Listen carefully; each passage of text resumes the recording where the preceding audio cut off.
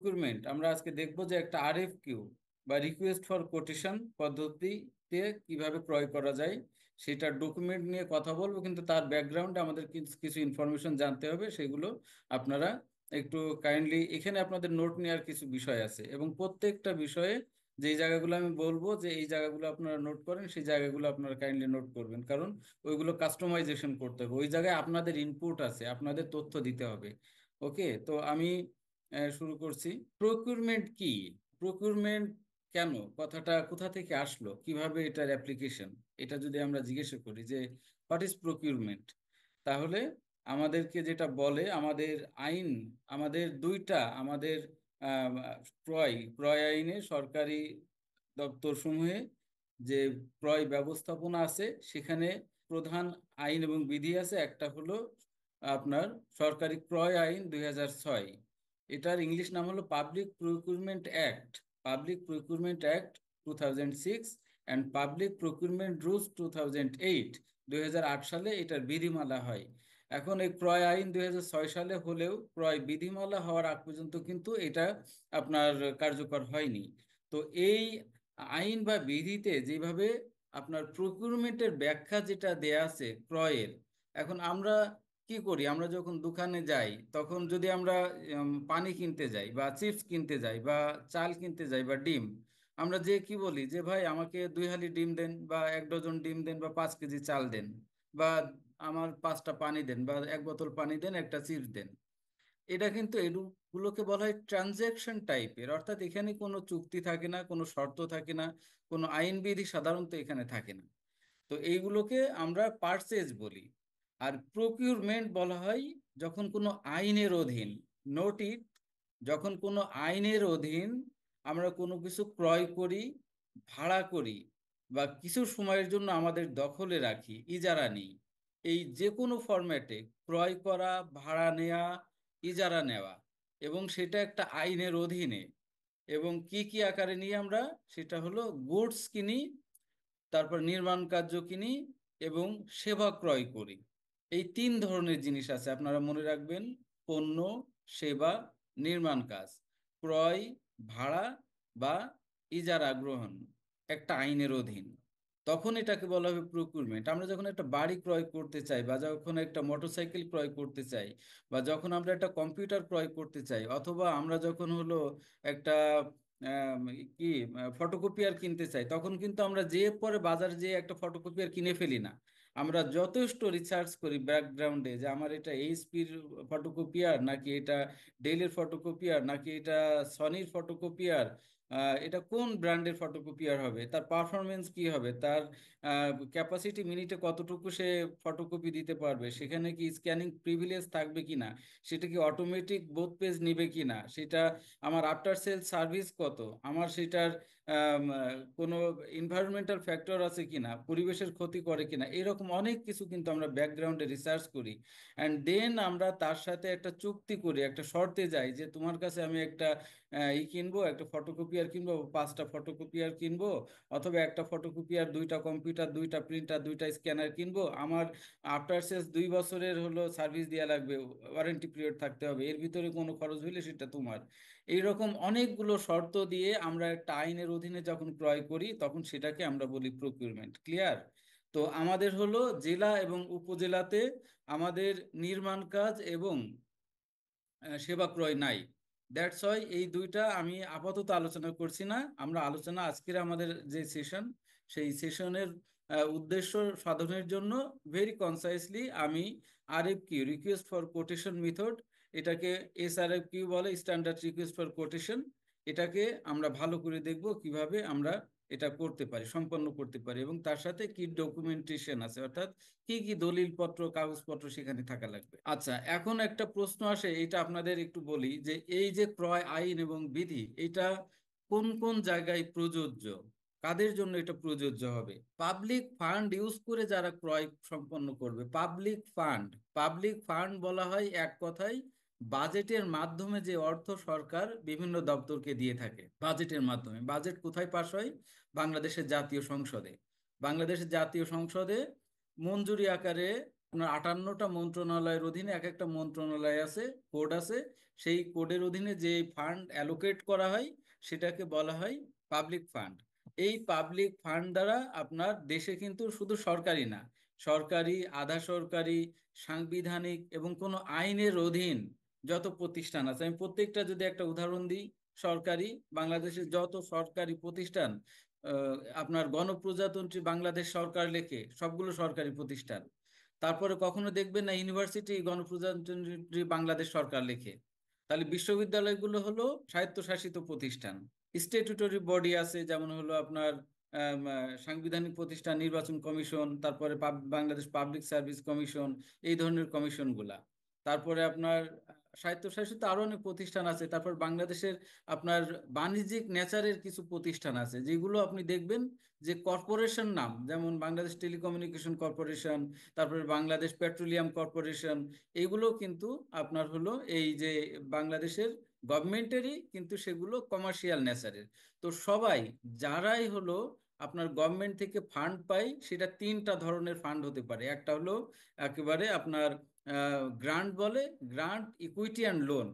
Grant, equity, loan, আমরা এই তিনটার যদি একটু পার্থক্য জানতে চাই, হোয়াট ইজ গ্রান্ট, গ্রান্টে সহজভাবে বুঝতে হলে যে ভিক্ষা সাথে আমি তুলনা করতে পারি, বিকজ এটা এসে ভালো উদাহরণ আমার কাছে নাই। কারণ আমরা ভিক্ষা যখন দিয়ে দিই তখন কি, তখন ওইটার বিষয়ে আমরা কোনো রিটার্ন নিই না, খোঁজ খবর নিই না। ওইটা ভিখারি ওইটা নিয়ে যা খুশি তাই করুক, ওইটার আর কোনো সত্য থাকে না। তো গভর্নমেন্টের এই যে আপনার যেটা গ্রান্ট, গ্রান্টের নেচার ওই রকম, গভর্নমেন্ট একবার দিয়ে দেয়, ওটা নিয়ে আর কোনো খোঁজ খবর থাকে না। তারপরে ইকুইটি, ইকুইটি যেমন বাংলাদেশ আপনার পেট্রোলিয়াম কর্পোরেশন, এখানে হলো গভর্নমেন্ট তার মালিকানা নেই, মালিকানা থাকে। তো বেসিক ব্যাংকটা হলো সরকারের শতভাগ মালিকানাধীন। তো এইরকম অনেক প্রতিষ্ঠান আছে যেখানে সরকারের শতভাগ মালিকানা থাকে, 50%, যেমন হলো মিল্ক ভিটাতে বাংলাদেশের বেশ বড় একটা 86% মালিকানা আছে। তারপরে আপনার হলো সমবায় ব্যাংকে বর্তমানে 18% মালিকানা আছে। তো এইগুলোকে বলা হয় ইকুইটি। ইকুইটি থেকে গভর্নমেন্ট যেটা পায় সেটা হলো লভ্যাংশ। আর গভর্নমেন্ট যখন লোন দেয় সেটাখান থেকে তারা পায় ইন্টারেস্ট, সুদ। তো এগুলো কি জন্য বলতেছি, যে এই পাবলিক ফান্ডের অংশ কিন্তু এই তিনটাই, আপনার গ্রান্ট, লোন, ইকুইটি, তিনটাই হলো যাই পাবলিক ফান্ড হিসেবে। এই পাবলিক ফান্ড দিয়ে যত ক্রয় করবেন আপনি, সবই আপনাকে পাবলিক প্রকিউরমেন্ট অ্যাক্ট মেনে করতে হবে। কোনো কোম্পানি যদি পাবলিক ফান্ড ইউজ করে, মানে সেটা কোম্পানি আলাদা, কিন্তু সেখানে পাবলিক ফান্ড অর্থাৎ ঋণ আকারে আছে, ইয়ে আকারে আছে, তখন তাকেও এই আইন মানতে হবে। সর্বোপরি একটা ইয়ে আছে, গভর্নমেন্টের যদি কোনো জায়গায় গ্যারেন্টি থাকে বা কোনো ডেভেলপমেন্ট পার্টনারের সাথে, সেখানে হলো আপনার এই পাবলিক প্রকিউরমেন্ট অ্যাক্ট পালন করতে হবে। সরকারি অফিসের ক্ষেত্রে তো এটা বাধ্যতামূলক। তো এই হলো আমাদের scope of the act and rules. আমাদের বলা হয় ফোর পিলার্স। আমাদের যে বাংলাদেশের যে ক্রয় ব্যবস্থাপনা, ক্রয় জগৎ, এটা চারটা খুঁটি বা চারটা পিলার দ্বারা এটা নিয়ন্ত্রিত হয়।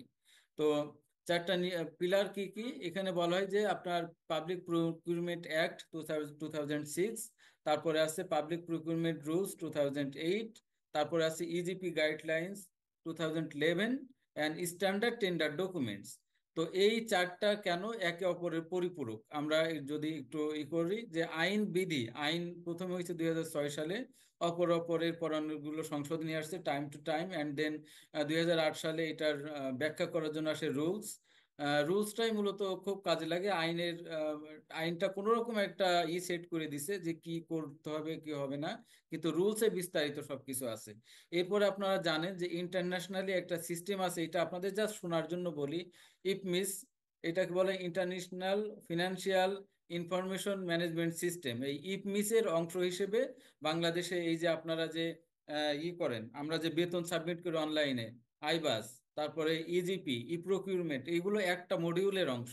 তো স্টেপ বাই স্টেপ এগুলো কিন্তু আপনার হলো ইমপ্লিমেন্ট হচ্ছে বাংলাদেশে। যেগুলো ডেভেলপড কান্ট্রি সেগুলো কিন্তু অলরেডি আপনার তারা এগুলো তাদের ইন্টিগ্রেটেড। একসময় আমাদের আসবে যে সবগুলো ইন্টিগ্রেট হয়ে যাবে, আলাদা আলাদা এখন কম্পোনেন্ট বাস্তবায়িত হচ্ছে, তবে বাই অ্যান্ড বাই এগুলো একসাথে হয়ে যাবে। তো যেটা আমরা বলতেছিলাম, যে চারটা পিলার দ্বারা নিয়ন্ত্রিত হয় আমাদের এই ক্রয় ব্যবস্থাপনা জগৎ, আইন বিধি, 2011 সালের ইজিপি গাইডলাইন, অর্থাৎ এখন অনলাইনে প্রকিউরমেন্ট সম্পন্ন হয়ে থাকে বেশিরভাগ ক্ষেত্রে। টোটাল সরকারি দপ্তরের আপনাদের একটা ইনফরমেশন দিই, বাংলাদেশের টোটাল সরকারি ক্রয়ের 68%-এর কাছাকাছি প্রকিউরমেন্ট এখন ইজিপিতে হয়, তার মানে প্রায় 70-এর কাছাকাছি। আর 30% আমাদের ম্যানুয়াল আছে। আমার মনে হয় আগামী 2-3 বছর পরে এই শতভাগ এইগুলো হয়ে যাওয়ার কথা, যদি সবকিছু ঠিক থাকে। বর্তমান যে গতি, যে পরিবেশ, যেই প্রায়োরিটি গভর্নমেন্ট দিছে, যদি সেটা ঠিক থাকে আগামী 3 বছরের ভিতরে সবকিছু আপনাদের আপনাদের যেতেই হবে ইলেকট্রনিক প্রকিউরমেন্টে। এবং এটা খুবই ইজি। আপনাদেরকে বলে রাখি, আমরা আস্তে আস্তে আপনাদেরকে এগুলো ট্রেনিং দিব ইনশাল্লাহ। তো আপনাদের এরপরে যে 3 নম্বর, যে 4 নম্বর যেটা আছে পিলার, সেটা হলো স্ট্যান্ডার্ড টেন্ডার ডকুমেন্ট।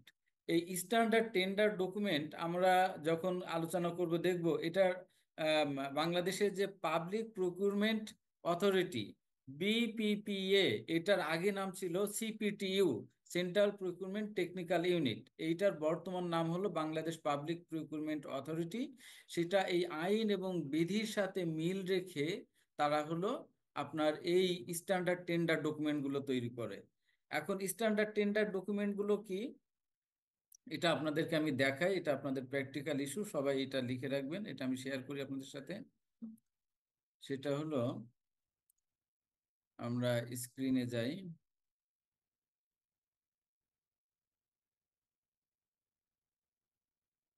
যে কোনো একটা, আপনারা যদি সিপিটিইউ অথবা বিপিপিএ যে কোনোটা লেখেন, আপনার চলে আসবে ওই যে আমাদের যে সিপিটিওর ওয়েবসাইট, দেখেন বাংলাদেশ পাবলিক প্রকিউরমেন্ট অথরিটি, এইটা চলে আসছে। এই সাইটটা আপনাদের জন্য খুব ইম্পর্টেন্ট। এখানে আমরা যে ক্রয় সম্পন্ন করে থাকি, এখানে দেখেন এই সাইটটাতে গেলে নিচের দিকে যখন স্ক্রল ডাউন করবেন, এখানে দেখেন স্ট্যান্ডার্ড টেন্ডার ডকুমেন্ট বা স্ট্যান্ডার্ড ডকুমেন্ট। এখানে আছে স্ট্যান্ডার্ড টেন্ডার ডকুমেন্ট। এখানে দেখেন যে আপনার অনেকগুলো লিস্ট আছে, যে যেমন PG1। What is PG1? PG1 মানে গুডস ক্রয়ের জন্য, প্রকিউরমেন্ট অফ গুডস। অন মানে ফর্ম অন।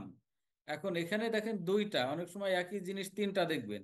তো এখানে দেখেন এটা হলো আপনার আহ, ইংলিশটা এটা, আর এটা হলো বাংলাটা, এই যে দেখেন বাংলা দিয়ে আছে, ইন বাংলা। হ্যাঁ, তো দুইটা ফরম্যাট একই। একটা প্রথমটা হলো ইংরেজিতে, পরেরটা হলো বাংলায়। আর এখানে যে 5 লাখ টাকা পর্যন্ত দেয়া আছে, ভ্যালু আপ টু 5 লাখ, এটা হলো ডেভেলপমেন্ট প্রজেক্টের জন্য। কিন্তু আমাদের ন্যাশনাল রেভিনিউ বাজেটের ক্ষেত্রে কিন্তু 3 লাখ টাকা পর্যন্ত আমরা request for quotation method follow করে করতে পারবো, এবং আমরা বাংলা ইংলিশ যে কোনো ডকুমেন্ট ব্যবহার করতে পারি। তবে আমার কাছে মনে হয় ইংলিশটা সবচেয়ে সোজা ব্যবহার করা। আপনাদের কাছে বাংলাটাও ভালো লাগতে পারে, আমি ইংলিশটা দেখাবো। ওটা যদি আপনারা লিখে রাখেন পয়েন্টগুলা, এটা বাংলাতে লেখা কোনো কঠিন কিছু না। আমার কাছে বাংলা কঠিন মনে হয় সত্যি কথা বলতে। তো এখানে আরো ফর্ম আছে, এখানে দেখেন আপনার হলো 5 লাখের উপরে চলে গেলে কত টাকার ফর্ম, PG2, PG3। PG2টা হলো আপনার 3 লাখ থেকে 25 লাখের ভিতরে। PG3 হলো অ্যাভোভ 25 লাখ, এই যে দেখেন ভ্যালু অ্যাভোভ 25 লাখ। যেসব ক্রয়ের ক্ষেত্রে 25 লাখ টাকার ঊর্ধ্বে, সেই ক্ষেত্রে প্রকিউরমেন্ট অফ গুডস ফর্ম 3 এইটা ব্যবহার করা হয়, এবং এটা ন্যাশনাল এবং ইন্টারন্যাশনালও কিন্তু আছে। হ্যাঁ, তো আমরা যখনই একটা প্রকুরমেন্ট করতে যাব, আমাদের কাজ হবে এই ওয়েবসাইটে ঢোকা, ঢুকে একেবারে সর্বশেষ ডকুমেন্টটা আমাদেরকে হলো, এখানে দেখেন 2024 সালের 25শে জুলাই এটা আপডেট করা হয়েছে। সর্বশেষ আপডেটকৃত ডকুমেন্টটা আমাদের এখান থেকে ডাউনলোড করতে হবে, করে নিয়ে সেটা পূরণ করে আমাদের কাজ করতে হবে। কারণ এইটা কিন্তু লাইভ ডকুমেন্ট বলা হয় সিপিটিউ এর ওয়েবসাইটে। যে ডকুমেন্টগুলো আছে, these are called live documents. কারণ হলো এগুলো প্রতিনিয়ত আপডেট হয়। আপনি গত বছর কাজ করেছেন, ওই ফর্মটা আপডেট করবেন, এটা কিন্তু করা যাবে না। আপনি যখনই একটা প্রকিউরমেন্টে যাবেন, আমরা যাব, তখনই এই ওয়েবসাইটটাতে ঢুকবো, এবং আমার প্রয়োজনীয় যেই ডকুমেন্টটা দরকার সেটা এখান থেকে ডাউনলোড করে নিয়ে সেইটার উপরে কাজ করব। কারণ আমি আগেই বলে ফেললাম যে এটা লাইভ ডকুমেন্ট, প্রতিনিয়ত আপডেট হয়। এবং এটা হলো স্ট্যান্ডার্ড টেন্ডার ডকুমেন্ট এগুলো। হুম, তো এটা আপনারা আপনাদের একটু ধারণা থাকলেই হবে। তো আমরা আবার ইতে চলে যাই, আমাদের প্রেজেন্টেশনে। তো গুডস কি, গুডস কি আমরা অনেক সময় করে ফেলি, খেয়ে হারিয়ে ফেলি যে পণ্য কাকে বলে। তো এইটা হলো সরকারি ক্রয় বিধিমালা, রুল এখানে দেখেন, গুডস, গুডস মানে পণ্য। ছোটবেলায় আমরা প্রথম যখন গুডস মানে পণ্য শিখি, তখন মানে প্রথম এস লাগানোর পরে আমার মনে হয়েছিল গুড মানে তো আপনার ভালো, তাহলে গুডস মানে মনে হয় অনেকগুলো ভালো। It's not like that. যেমন কিছু শব্দ এস যোগ করলে এটা মানে চেঞ্জ হয়ে যায়, যেমন আয়রন হলো আপনার তো লোহা, আয়রনস মানে কিন্তু শিকল। উড মানে যেমন কাঠ, এস লাগালে হয়ে যায় জঙ্গল, বন, উডস। তো ওয়াটার মানে পানি, আবার ওয়াটার্স দিলে আবার সেটা সমুদ্র হয়ে যায়, এটা সেরকম আর কি। তো রুল 2-30-এ, বিধি 2-30-এ এখানে পণ্যের সংজ্ঞা দেয়া আছে। সেখানে বলা হয়েছে যে কোনো কাঁচামাল, র মেটেরিয়ালস, অথবা কোনো finished goods, produced or finished goods, মানে যেটা একবার সম্পূর্ণ প্রসেসড হয়ে গিয়েছে সেটা, অথবা কোনো কলকারখানা, মেশিন, মেশিনারিজ। তারপরে হলো of the shelf software. Of the shelf software মানে হলো প্রস্তুতকৃত সফটওয়্যার। এখন আপনাকে আমি উদাহরণ দিই যে প্রস্তুতকৃত সফটওয়্যারটা আবার কি। সেটা হলো, আমি রিসেন্টলি কাজ করতেছি একটা সফটওয়্যার ডেভেলপমেন্ট নিয়ে। আমাদের টিওআর তৈরি করলাম, টার্মস অফ প্রিফারেন্স তৈরি করলাম। সেটা হলো আমাদের সমবায় অধিদপ্তরের যে বিভিন্ন শাখা থেকে রিকুইজিশন আসে, সেই রিকুইজিশন গুলো আমি লাইভে দেখতে চাই, এবং সেগুলোর উপর ভিত্তি করে আমি ক্রয় করতে চাই।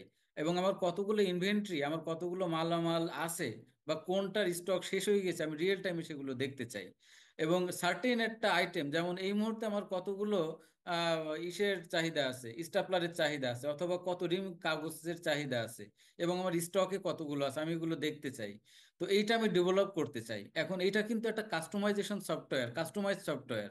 তো এটা আমাকে ডেভেলপ করতে হবে, তাহলে এটা কিন্তু হয়ে যাবে একটা কনসাল্টিং সার্ভিস। এইটা কিন্তু তখন আর পণ্য থাকবে না, এটা সেবা হয়ে যাবে।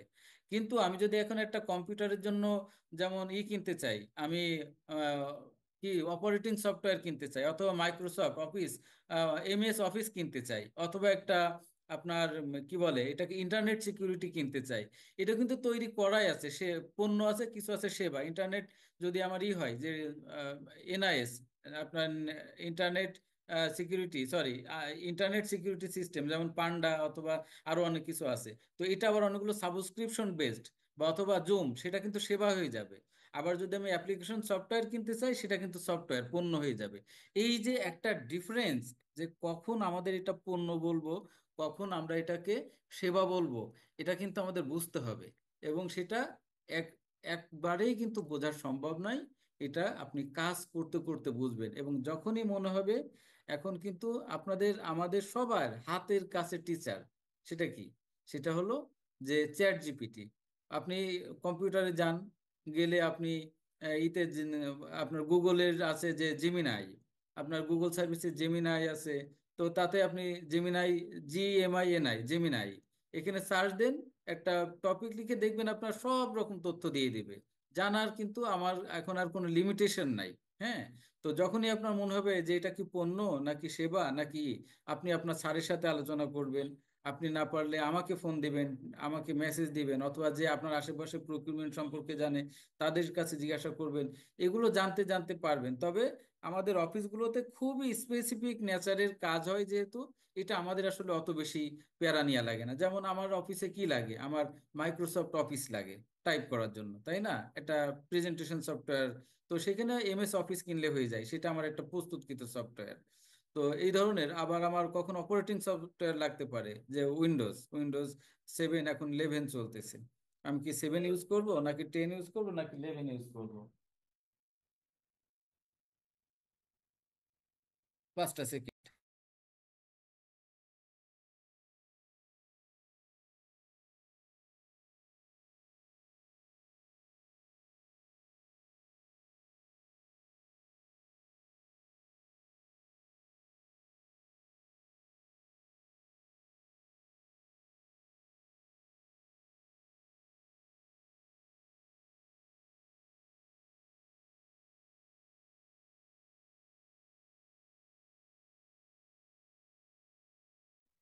তো আমাদের হলো অফ দা শেলফ মানে প্রস্তুতকৃত সফটওয়্যার। তাহলে আমরা কি কি কিনতে পারি? আমাদের জেলা অফিসে লাগতে পারে, অপারেটিং সিস্টেম লাগতে পারে, ইন্টারনেট সিকিউরিটি লাগতে পারে, তারপরে MS অফিস লাগতে পারে।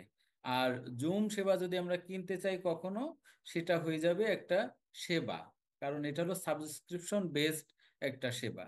আর হলো আমি সবাইকে সাজেস্ট করব জুম না কিনে খাদিজা ওই যে বৈঠক, বৈঠকটা, এটা একদিনের সাবস্ক্রিপশন নেওয়া যায়, 50 টাকা নেয় মাত্র।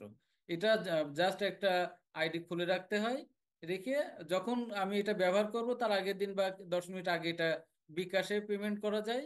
এটা খুব ইজি, আমি গতদিন দেখলাম, এটা একেবারে সহজ একটা সেবা। যখনই দরকার হবে 50 টাকার একদিনের একটা একটা সেশন কিনে নিয়ে আপনারা এটা কাজ করতে পারবেন। আর এটা কি একদিনের জন্য 50 টাকা শুধু? একদিনের জন্য 50 টাকা। তাহলে তো স্যার এটা খুবই ইয়ে হবে। হ্যাঁ, অসাধারণ বেনিফিট আছে। ফ্লেক্সিবিলিটি। তো জি। আমি সবাইকে বলবো যে যেহেতু বৈঠক এটা আমাদের একটা দেশি প্রোডাক্ট, আমাদের ডোমেস্টিক প্রোডাক্ট, এবং এটা ব্যবহার করা মূল্য খুবই কম, কোনো প্যারা নাই। আবার জুম কিনতে হলে ডলারে পেমেন্ট করা লাগে, দরকার কি? আমরা তাই বৈঠক, বৈঠকে কেউ একটু 10 মিনিট ঘোটাঘাটি করলে বোঝা যাবে যে এটা কিভাবে কিনতে হয়, কিভাবে একটা আইডি খোলা লাগে, সবকিছু দিয়ে আছে ওখানে। স্যার ঠিক আছে স্যার। তো থ্যাংক ইউ।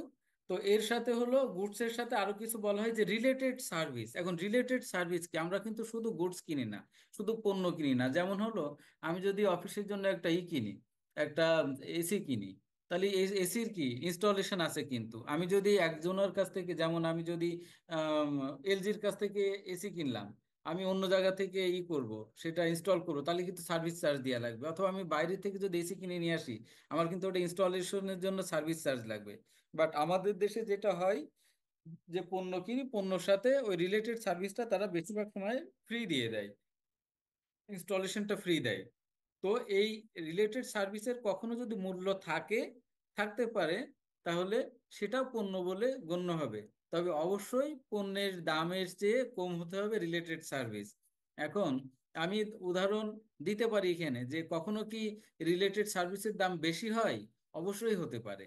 যদি এমন একটা পণ্য বাংলাদেশে, আমি যদি রূপপুর পরমাণু কেন্দ্রের কথা বলি, সেখানে হয়তো একটা ইকুইপমেন্ট আছে যেটা দাম অনেক কম, বাট এটা ওভার দ্য ইয়ার্স এটাকে আহ, চালু রাখতে হলে, এটার কাজ করতে হলে, এটা বাইরের ফরেন কনসালটেন্ট বা ফরেন টেকনিশিয়ান লাগবে।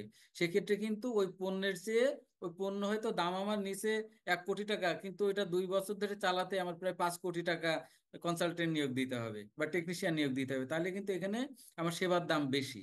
তখন কিন্তু এটার পণ্য থাকছে না, এটা কিন্তু সেবা হয়ে যাবে। হুম।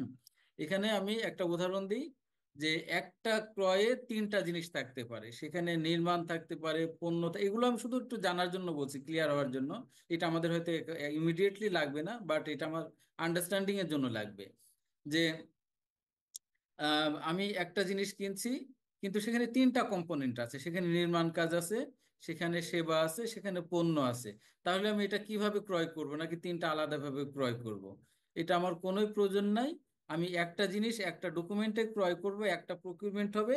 কিন্তু আমাদের দেখতে হবে সবচেয়ে বেশি পরিমাণ টাকা কোন কম্পোনেন্টে আছে।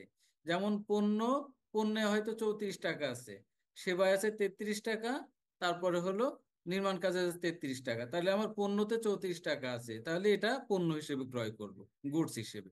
এটা হলো আমার প্রকিউরমেন্টে যাওয়া নিয়ম। আচ্ছা, ওয়ার্ডস এগুলো আমি না দেখি। আচ্ছা, এই চারটা আইডিয়া আমাদের খুব ভালো করে জানতে হবে, we have to be very clear, very much clear. আমি সবাইকে অনুরোধ করব যে যতটুকু পারেন এই জায়গায় একটু নোট নেবেন, বিকজ এটা আমাদের আন্ডারস্ট্যান্ডিং এর জন্য লাগবে।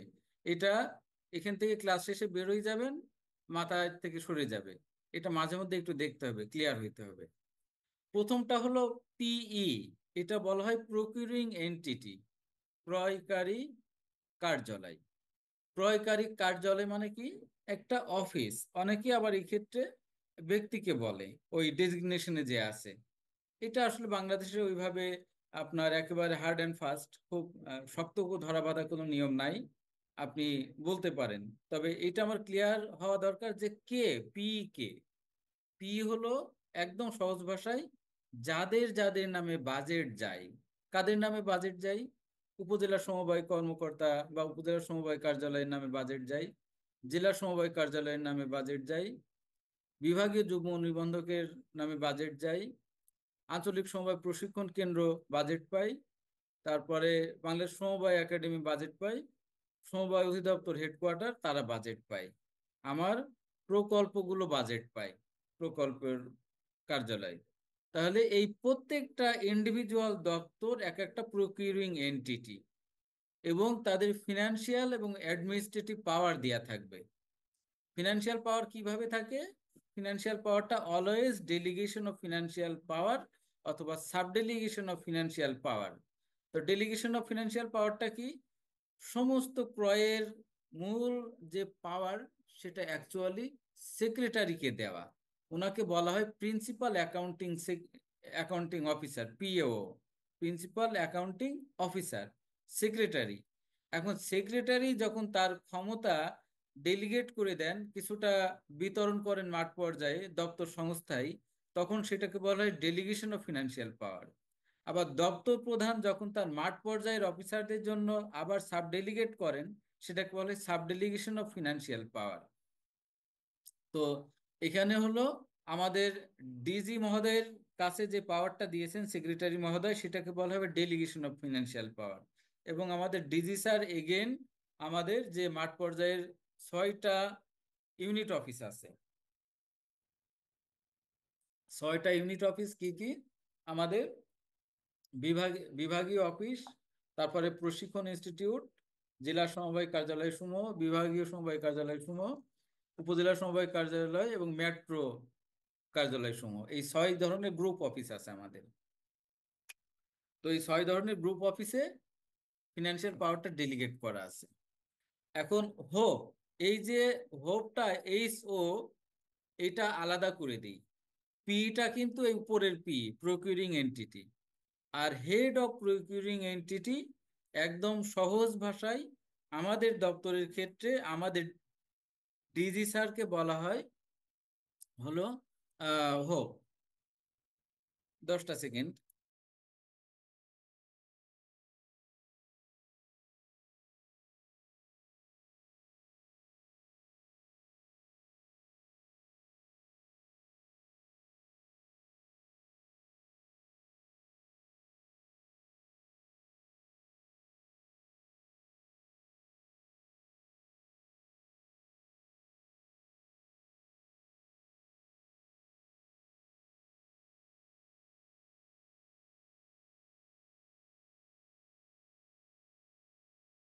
সরি। তো হোপ হলো হেড অফ প্রকিউরিং এন্টিটি। আমরা অত বেশি কিছু জানবো না, সেটা হলো আমাদের সমবায় অধিদপ্তরের ক্ষেত্রে আমাদের একমাত্র নিবন্ধক ও মহাপরিচালক, উনি হলো head of procuring entity hope. এটা কোনোভাবেই কনফিউজড হব না কিছুর সাথে, কখনোই না। এবং হোপের ক্ষমতাটা এটা ডেলিগেট করা যায় না। হুম। তবে এটা হোপটা হলো মেইনলি ফিনান্সিয়াল পাওয়ার জড়িত এটার সাথে। তো হোপের নিচে আরেকটা জায়গায় আছে, আরেকটা বিষয় আছে, মানে হোপের কিছু ইনহেরেন্ট ক্ষমতা আছে, সেটাকে ডেলিগেট করা যায় না। আর ফিনান্সিয়াল যে ডেলিগেশন, সেটা তো ওই ফিনান্সিয়াল ডেলিগেশন অফ ফিনান্সিয়াল পাওয়ারের সাথে জড়িত, এটা এর সাথে আমরা যেন না গুলাই। হোপটা হলো প্রকিউরমেন্টের সাথে জড়িত। হোপ শব্দটা হলো প্রকিউরমেন্টের সাথে জড়িত। এর নিচেই যেটা আছে ও এ, এটা অনেক সময় এও বলা হয়ে থাকে, অথরাইজড অফিসার অথবা অফিসার অথরাইজড, অর্থাৎ ক্ষমতাপ্রাপ্ত কর্তৃপক্ষ। এইটাকে, এইটা হলো হোপ। হোপ যখন তার কোনো administrative power, I repeat administrative power, hope যখন তার কোনো অ্যাডমিনিস্ট্রেটিভ পাওয়ার তার নিচের পর্যায়ে ডেলিগেট করেন, তখন তাকে বলা হয় ক্ষমতাপ্রাপ্ত কর্তৃপক্ষ বা কর্মকর্তা। এখন এটা কি রকম, এটা আমরা যদি একেবারে লাইভ এক্সাম্পল দিই, সেটা হলো হাদিজা, তোমার এখানে জেলা অফিসের কেউ আছে? যদি থাকে আমি তো তাকে ডাকছি এই মাইক্রোফোনের কাছে, বসে কথা বলতে পারে। জেলা অফিসে, হ্যাঁ এই পাশে আসে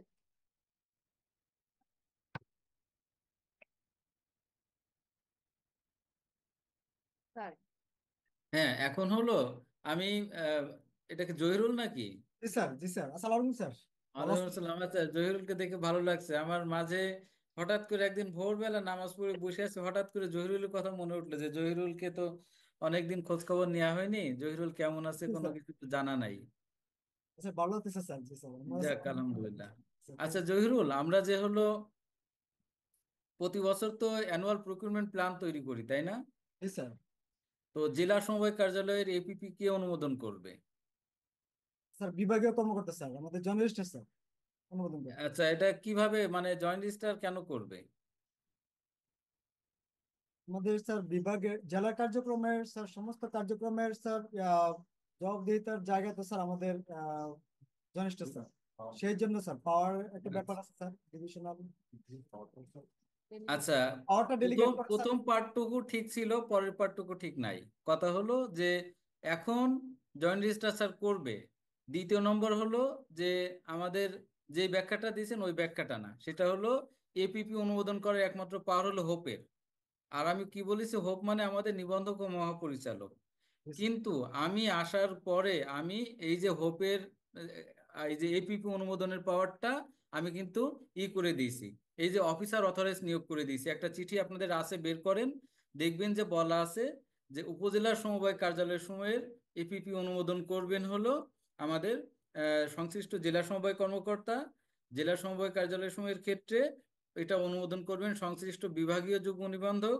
আঞ্চলিক সমবায় প্রশিক্ষণের ক্ষেত্রে এটা অনুমোদন করবেন বাংলাদেশ সমবায় একাডেমির প্রিন্সিপাল স্যার এবং বাংলাদেশ সমবায় একাডেমি এবং 8টি বিভাগ, তাদের যে এপিপি অনুমোদন এবং সংশোধন অনুমোদন করবেন আমাদের নিবন্ধক ও মহাপরিচালক। তার মানে এই যে অফিসার অথরাইজড ক্ষমতাপ্রাপ্ত কর্তৃপক্ষ অ্যাডমিনিস্ট্রেটিভ নেচারের শুধুমাত্র এপিপি অনুমোদনের পাওয়ারটা ডেলিগেট করা হয়েছে, এটা আমি সেই চিঠিটা করাইছি। এটা ফর দ্য ফার্স্ট টাইম আমাদের সমবায় অধিদপ্তরে আমি আসার পরে এটা করাইছি। তো এর মূল ব্যাখ্যাটা হলো এটা। এটা কিন্তু ওই চিঠিটা না হইলে কিন্তু আপনাদের সবার উপজেলা পর্যন্ত এপিপি পাঠানো লাগতো হোপের কাছে। এখন এই বাংলাদেশের 600টা ইউনিট অফিস, এর প্রত্যেকটা এপিপি অনুমোদন করা এবং তার রিভিশন, আপনারা যদি না জেনে থাকেন বলি যে এপিপি কিন্তু প্রতি 3 মাস অন্তর রিভিশন বা আপডেট করার প্রভিশন রয়েছে বিধি 16-10 অনুযায়ী। তো এটা কিন্তু আমার ডিজি মহোদয়ের পক্ষে সম্ভব না এতগুলো এনটিটির আপনার এই যে অ্যানুয়াল প্রকিউরমেন্ট প্ল্যান অনুমোদন এবং আপডেট করা। তো ধন্যবাদ জহিরুল, আমার এটা জাস্ট একটু ক্লারিফিকেশনের জন্য আমি জিজ্ঞেস করলাম। এটা কোনো সঠিক উত্তর ভুল উত্তরের জন্য না। ধন্যবাদ জহিরুল। থ্যাংক ইউ স্যার, জি স্যার, থ্যাংক ইউ স্যার। তো তাহলে কি অফিসার অথরাইজড ক্ষমতাপ্রাপ্ত কর্তৃপক্ষ কাকে বলে কোনটা সেটা আমরা বুঝতে পারলাম, যে হোপ যখন তার কিছু অ্যাডমিনিস্ট্রেটিভ পাওয়ার উনি ডেলিগেট করে দেন সেটাকে বলা হয় ক্ষমতাপ্রাপ্ত কর্তৃপক্ষ বা officer authorised. Approving authority double A, এটাকে বলা হয় double A, approving authority. It is related to delegation of financial power or subdelegation of financial power only. কেবলমাত্র আর্থিক ক্ষমতার অর্পণ বা পুনরর্পণ সংক্রান্ত বিষয়টাকে বোঝাতে অ্যাপ্রুভিং অথরিটি ইউজ করা হয়।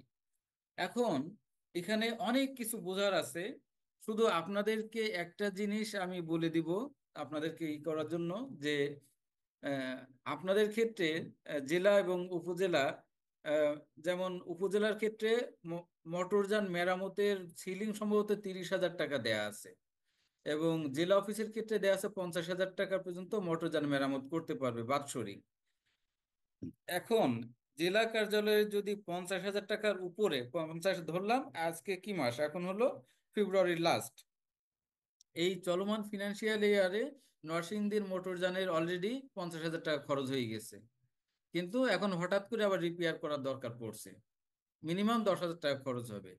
এই 10,000 টাকার অনুমোদন কিন্তু আর জেলা সমবায় কর্মকর্তা করতে পারবেন না, ওনাকে পরবর্তী অ্যাপ্রুভিং অথরিটির নিকট অর্থাৎ আমাদের এই আহ, বরাবর পাঠাতে হবে, আমাদের তার হায়ার অথরিটি। এখানে কিন্তু এই যে ডেলিগেশন অফ ফিনান্সিয়াল পাওয়ারের অনুযায়ী এর হায়ার অথরিটি হলো নিবন্ধক ও মহাপরিচালক। হ্যাঁ, তো এই জায়গায় পাঠাতে হবে। এখন এখানে হলো যে কারণ ওই যে ডেলিগেশন অফ ফিনান্সিয়াল পাওয়ার, সেখানে যে জেলার ক্ষেত্রে 50,000 টাকা দিয়ে আছে, বলা হয়েছে এর উপরে যদি চলে যায় তার পরবর্তী ক্ষমতাপ্রাপ্ত কর্তৃপক্ষের কাছে এটা চলে যাবে, কিন্তু এটা আসলে বিভাগ না, এটা সরাসরি চলে আসে হলো আমাদের নিবন্ধক ও মহাপরিচালক বরাবর। এবং উপজেলার ক্ষেত্রে যদি ওরকম হয় যে উপজেলার 30,000 টাকা যে সিলিং আছে সেটা যদি ক্রস করে যায় সংশ্লিষ্ট আর্থিক বছরে অর্থ বছরে, তাহলে সেটা অনুমোদনের জন্য পাঠাতে হবে আমাদের সমবায় অধিদপ্তরে। কারণ বাজেটটা কোথা থেকে যায়, বাজেটটা যায় হলো আমাদের ডিস্ট্রিবিউট হয় আপনাদের সমবায় অধিদপ্তর থেকে, এবং সমবায় এই জন্য আপনাদের এই বাজেটটার যে কোনো প্রকার মানে নেক্সট হায়ার অথরিটি আপনাদের কিন্তু সমবায় অধিদপ্তর ফিনান্সিয়ালের ক্ষেত্রে। আচ্ছা, যেমন হলো আরেকটা উদাহরণ দিই, অ্যাপ্রুভিং অথরিটি কোন কোন ক্ষেত্রে কিভাবে হবে। আচ্ছা, তাহলে এখন আমরা যদি বলি যে কোনো একটা, ধরলাম যে ফর এক্সাম্পল, এটা খুব বেশি আসবে না, রেয়ার। আচ্ছা, এটা দরকার নাই, হাইপোথেটিক্যাল কথা দরকার নাই, যেহেতু জেলা উপজেলায় আসলে এই ধরনের সিচুয়েশন খুব একটা হাজারে একটা আসে। ও যখন আসে সেটা আমরা বলে দেব। তাহলে অ্যাপ্রুভিং অথরিটি কি হবে আপনাদের হলো, আর এই কথাটা ইউজ করা হয় কোথায় এটা আমাদের একটু জানতে হবে। অ্যাপ্রুভিং অথরিটি বলা হয় যে ক্রয় আদেশ, প্রত্যেকটা ক্রয় আদেশ কে অনুমোদন করবে, এটাই হলো অ্যাপ্রুভিং অথরিটি। এখন আপনাদের জেলায় যা কাজ হয় সে কে অনুমোদন করে? আপনাদের জেলা সমবায় কর্মকর্তা। তাহলে কি আপনাদের হলো সমস্ত প্রায় সব প্রকিউরমেন্ট, এই যে অ্যানুয়াল প্রকিউরমেন্ট প্ল্যান যেটা আছে, এটা আমার খাদিজা, আমি বলবো তুমি আরেকদিন আমাকে একটু সুযোগ দিও। এই যে অ্যানুয়াল প্রকিউরমেন্ট প্ল্যানটা তৈরি করাটা জরুরি, খুব দরকার জানা সবাই। আমি এটা আরেকদিন একটা সেশন লাগবে, আমি সুন্দর করে এটা দেখাই দেবো যে একটা সুন্দর একটা অ্যানুয়াল প্রকিউরমেন্ট প্ল্যান কিভাবে তৈরি করতে হয়। তো এই অ্যানুয়াল প্রকিউরমেন্ট প্ল্যানের একটা ঘর আছে যে অনুমোদনকারী কর্তৃপক্ষ কে, অ্যাপ্রুভিং অথরিটি কে। তাহলে আপনাদের বেশিরভাগ প্রকিউরমেন্টের অ্যাপ্রুভিং অথরিটি হবে হলো ডিসিও। হ্যাঁ, আহ, তারপরে হলো এখানে অ্যাপ্রুভিং অথরিটি লিখলেই হবে, ডিসিও লিখলে হবে না, অ্যাপ্রুভিং অথরিটি, এখানে দুইটা শব্দ বসে ওই ঘরটাতে, অ্যাপ্রুভিং অথরিটি অথবা হোপ। এখন হলো যদি কোনোটা, ওই যে বললাম জেলা সমবায় কর্মকর্তার যে পাওয়ার, ডেলিগেশন অফ ফিনান্সিয়াল পাওয়ারে তার যতটুকু লিমিট দেওয়া আছে তার বাইরে যদি চলে যায়, তখন সেটা হোপ বরাবর পাঠাতে হয়। ইদার অ্যাপ্রুভিং অথরিটি অথবা হোপ এটার ক্রয় আদেশ অনুমোদন করে। আপনারা যখন একটা কি করেন, একটা মনে করেন 5টা কম্পিউটার কিনবেন জেলা থেকে, তাহলে একটা ফাইল উঠান, আপনারা যে এখানে হলো আমার এই যে 5টা কম্পিউটার ল্যাপটপ কিনা হবে, তার স্পেসিফিকেশন এই, তার বাজার দর যাচাই করা হয়েছে, প্রত্যেকটার বাজার দর 98,000 টাকা করে পড়ছে। এখন এই 5টা কম্পিউটার আপনার কি আরএফকি পদ্ধতিতে ক্রয় করা যেতে পারে। আপনি একটা ইনিশিয়েটিং অফিসার, একজন হেড অ্যাসিস্ট্যান্ট হয়তো ফাইলটা উঠালেন, উনি হলো ইনিশিয়েটিং অফিসার। মধ্যবর্তী দিয়ে একটা লেয়ারে থাকে, হয়তো আপনার একজন ইন্সপেক্টর বা ডেপুটি, সে তার মাধ্যমে ফাইলটা আসলে আপনার জেলা সমবায় কর্মকর্তা সেটাকে অনুমোদন করেন যে হ্যাঁ এটা অনুমোদন দেয়া হলো। তখন কি, তখন আপনি অনুমোদন পাওয়ার পরে এইটা প্রক্রিয়া শুরু করেন। প্রক্রিয়া মানে কি, তখন হলো আরএফকিউ ডকুমেন্টটা, সেটা ডকুমেন্ট প্রিপারেশন করেন। সেই ডকুমেন্ট প্রিপেয়ার করার পরে আপনার সেটা নোটিশ জারি করেন। নোটিশ জারি করার পরে তারা আপনার এই যে আরএফকিউ ডকুমেন্ট বিতরণ করেন। বিতরণ করার পরে তারা কি, যারা দরদাতা বাজারের যে দোকানদার, তারা ওটা পূরণ করে জমা দেয়। সেটাকে মূল্যায়ন করেন, মূল্যায়ন করে সেটার আবার অনুমোদন নেন যে অমুক শরীফ এন্টারপ্রাইজ সর্বনিম্ন দরদাতা, দিয়ে তাকে কার্যাদেশ দেন, সেইটা কার্য কি করে, কার্য আপনারা করার পরে, ডেলিভারি দেওয়ার পরে সেটার আপনার ব্যয় মঞ্জুরি দেন, দিয়ে এটাকে শেষ করেন। তো এই যে জেলা সমবায় কর্মকর্তা, এখানে হলো অ্যাপ্রুভিং অথরিটি অথবা উপজেলা সমবায় কর্মকর্তা, তার লিমিটের ভিতরে অ্যাপ্রুভিং অথরিটি। যদি ওই প্রকিউরমেন্টটা, ওই নির্দিষ্ট ক্রয়টা ওই কর্মকর্তার অথরিটির বাইরে চলে যায়, তখন সেটা হোপ অনুমোদন করেন। এইটাই হলো অ্যাপ্রুভিং অথরিটি, কে অনুমোদন করবেন। ঠিক আছে? তো এই চারটা আশা করি আপনাদের আমি বোঝানোর চেষ্টা করেছি। এরপরেও যদি কোনো কনফিউশন থাকে, আমি সেশন শেষে আবারও আপনাদের নিব, আপনাদের ফিডব্যাক নিব, নিয়ে সেখান থেকে জানার চেষ্টা করব আমরা। আচ্ছা, কমিটি আমাদের একটু জানার, এটা শর্টলি একটু জানি, মানে খুব বেশি আমাদের এখানে দরকার নাই সময় ব্যয় করার। আমাদের প্রায় 7 ধরনের কমিটি আছে, প্রকিউরমেন্ট বা কেনাকাটার সাথে জড়িত 7 ধরনের কমিটি আছে। 1 নম্বরে যেটা সবার চেয়ে বেশি লাগে সেটা হলো অফিসিয়াল কস্ট এস্টিমেট। এটা বিধি 16-5 ক আছে, এটা আপনারা সবাই লিখে রাখবেন যে অফিসিয়াল কস্ট এস্টিমেট 16-5 ক। এখানে অনেক কিছু জড়িত আছে, এগুলো আপনারা দেখবেন।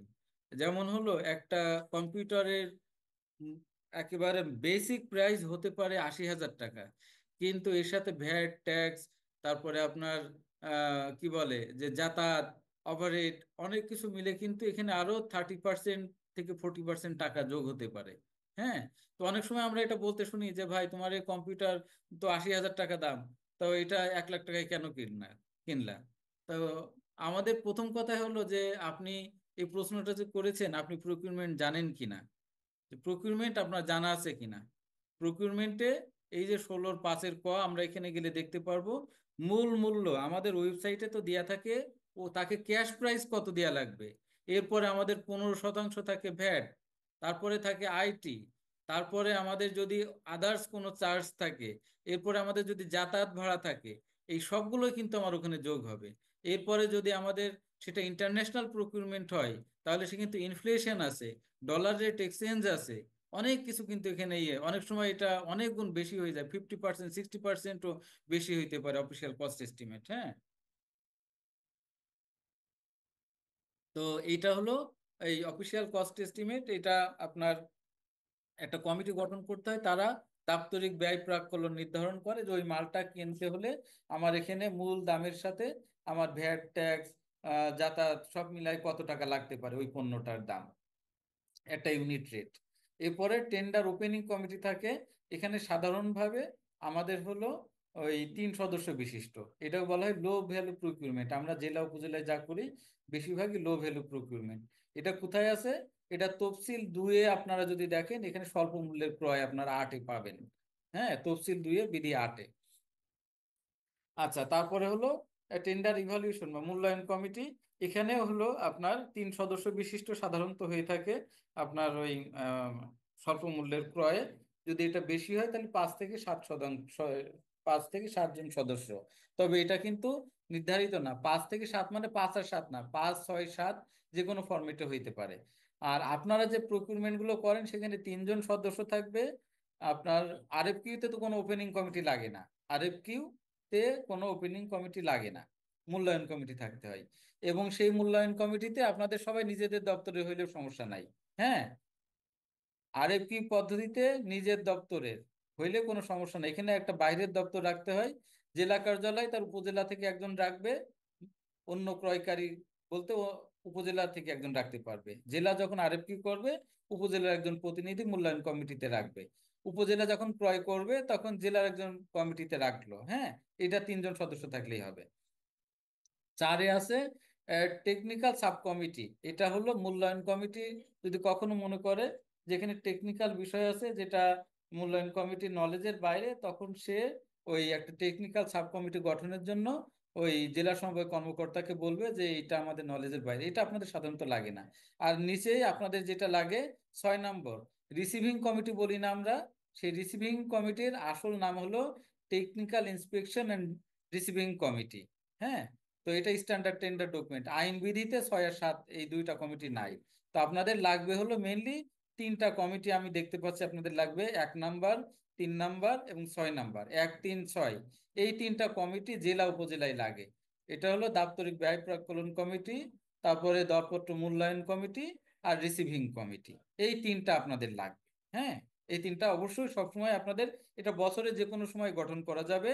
একবার গঠন করলে এটা 3, 4 বছর 5 বছর চালানো যাবে, যতক্ষণ ওই কর্মকর্তা অন্য কোনো জায়গায় ট্রান্সফার না হয়। এটা প্রতি অর্থ বছরের জন্য কিন্তু দরকার নাই, আই রিপিট, এটা প্রতি অর্থ বছরের জন্য দরকার নাই। বছরের যে কোনো সময় এই কমিটিগুলো গঠন রিফরমেশন করা যাবে।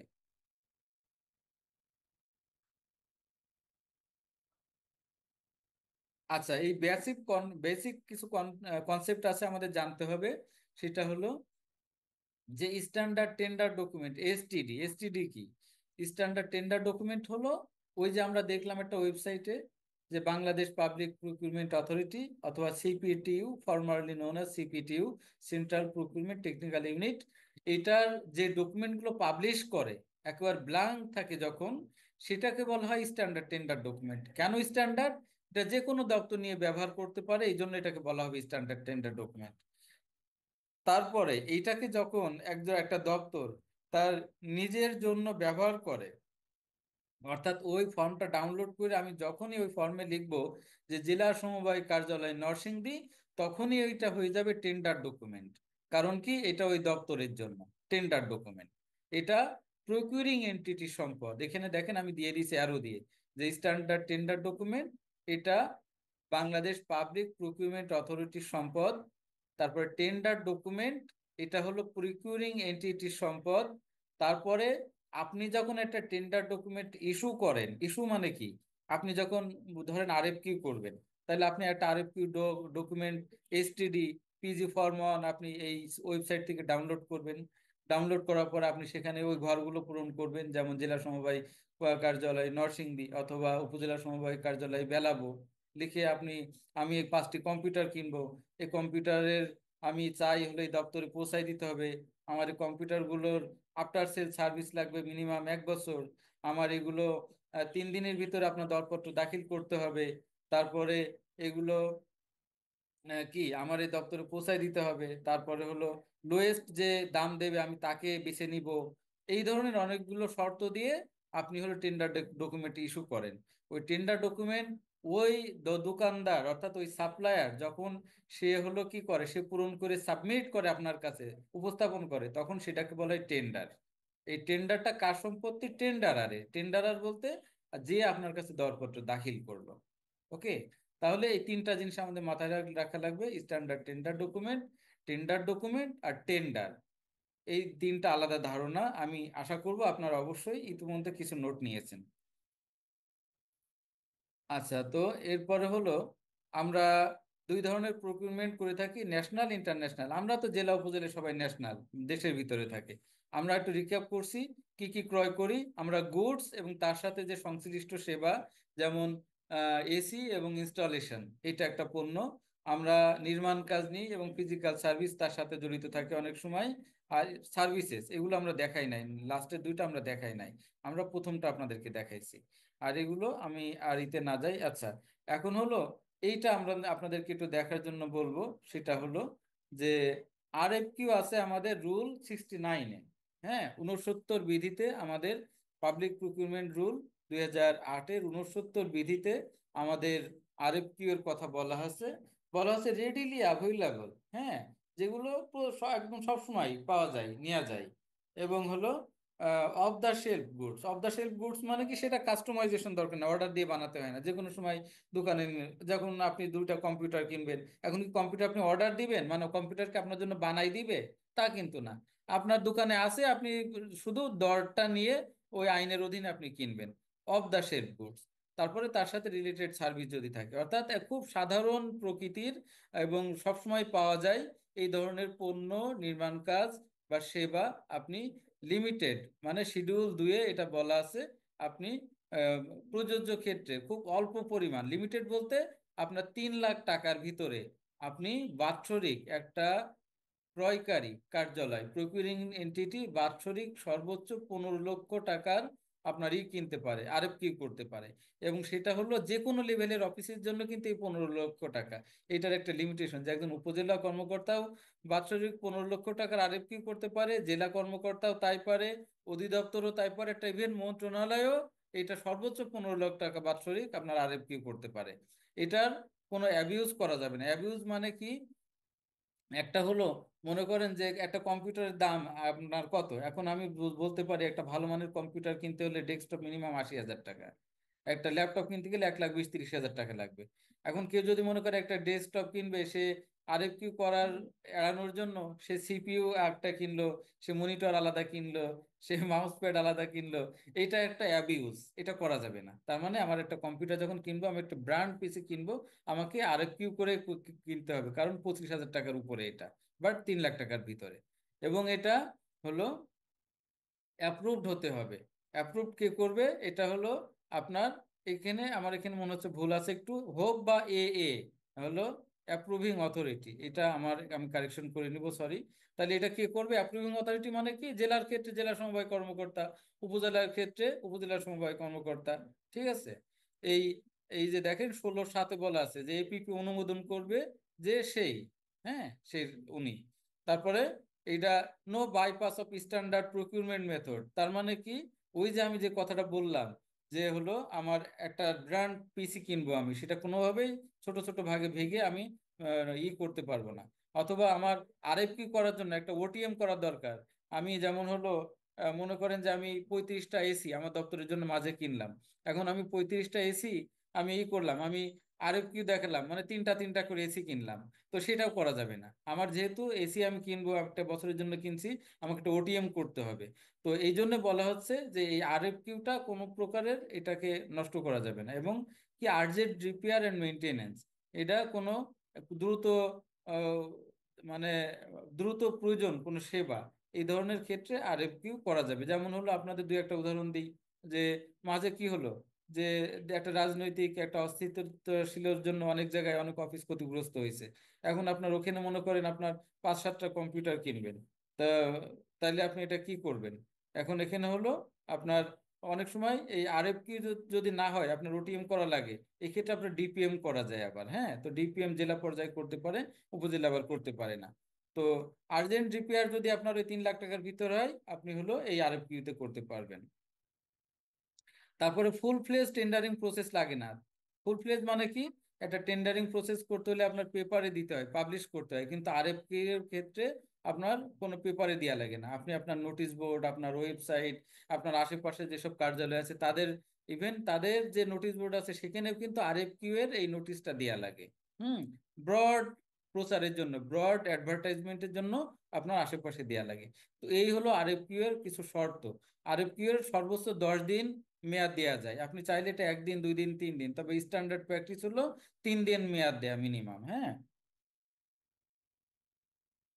তো এই হলো আমাদের কতগুলো শর্ত। এখন আমরা আরএফকিউ ডকুমেন্টটা দেখবো। আমাদের আরএফকিউ করার ক্ষেত্রে যে ব্যাকগ্রাউন্ডের কিছু জানা দরকার ছিল, আমরা সেটা একটু আলোচনা করলাম।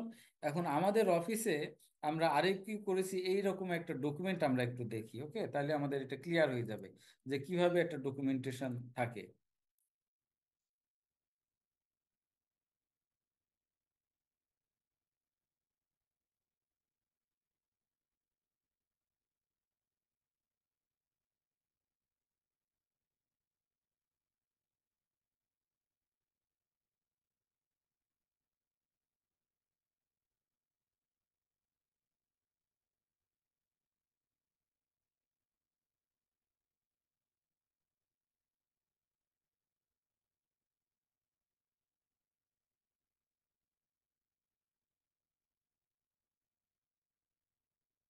আচ্ছা, এটা হলো আমাদের একটা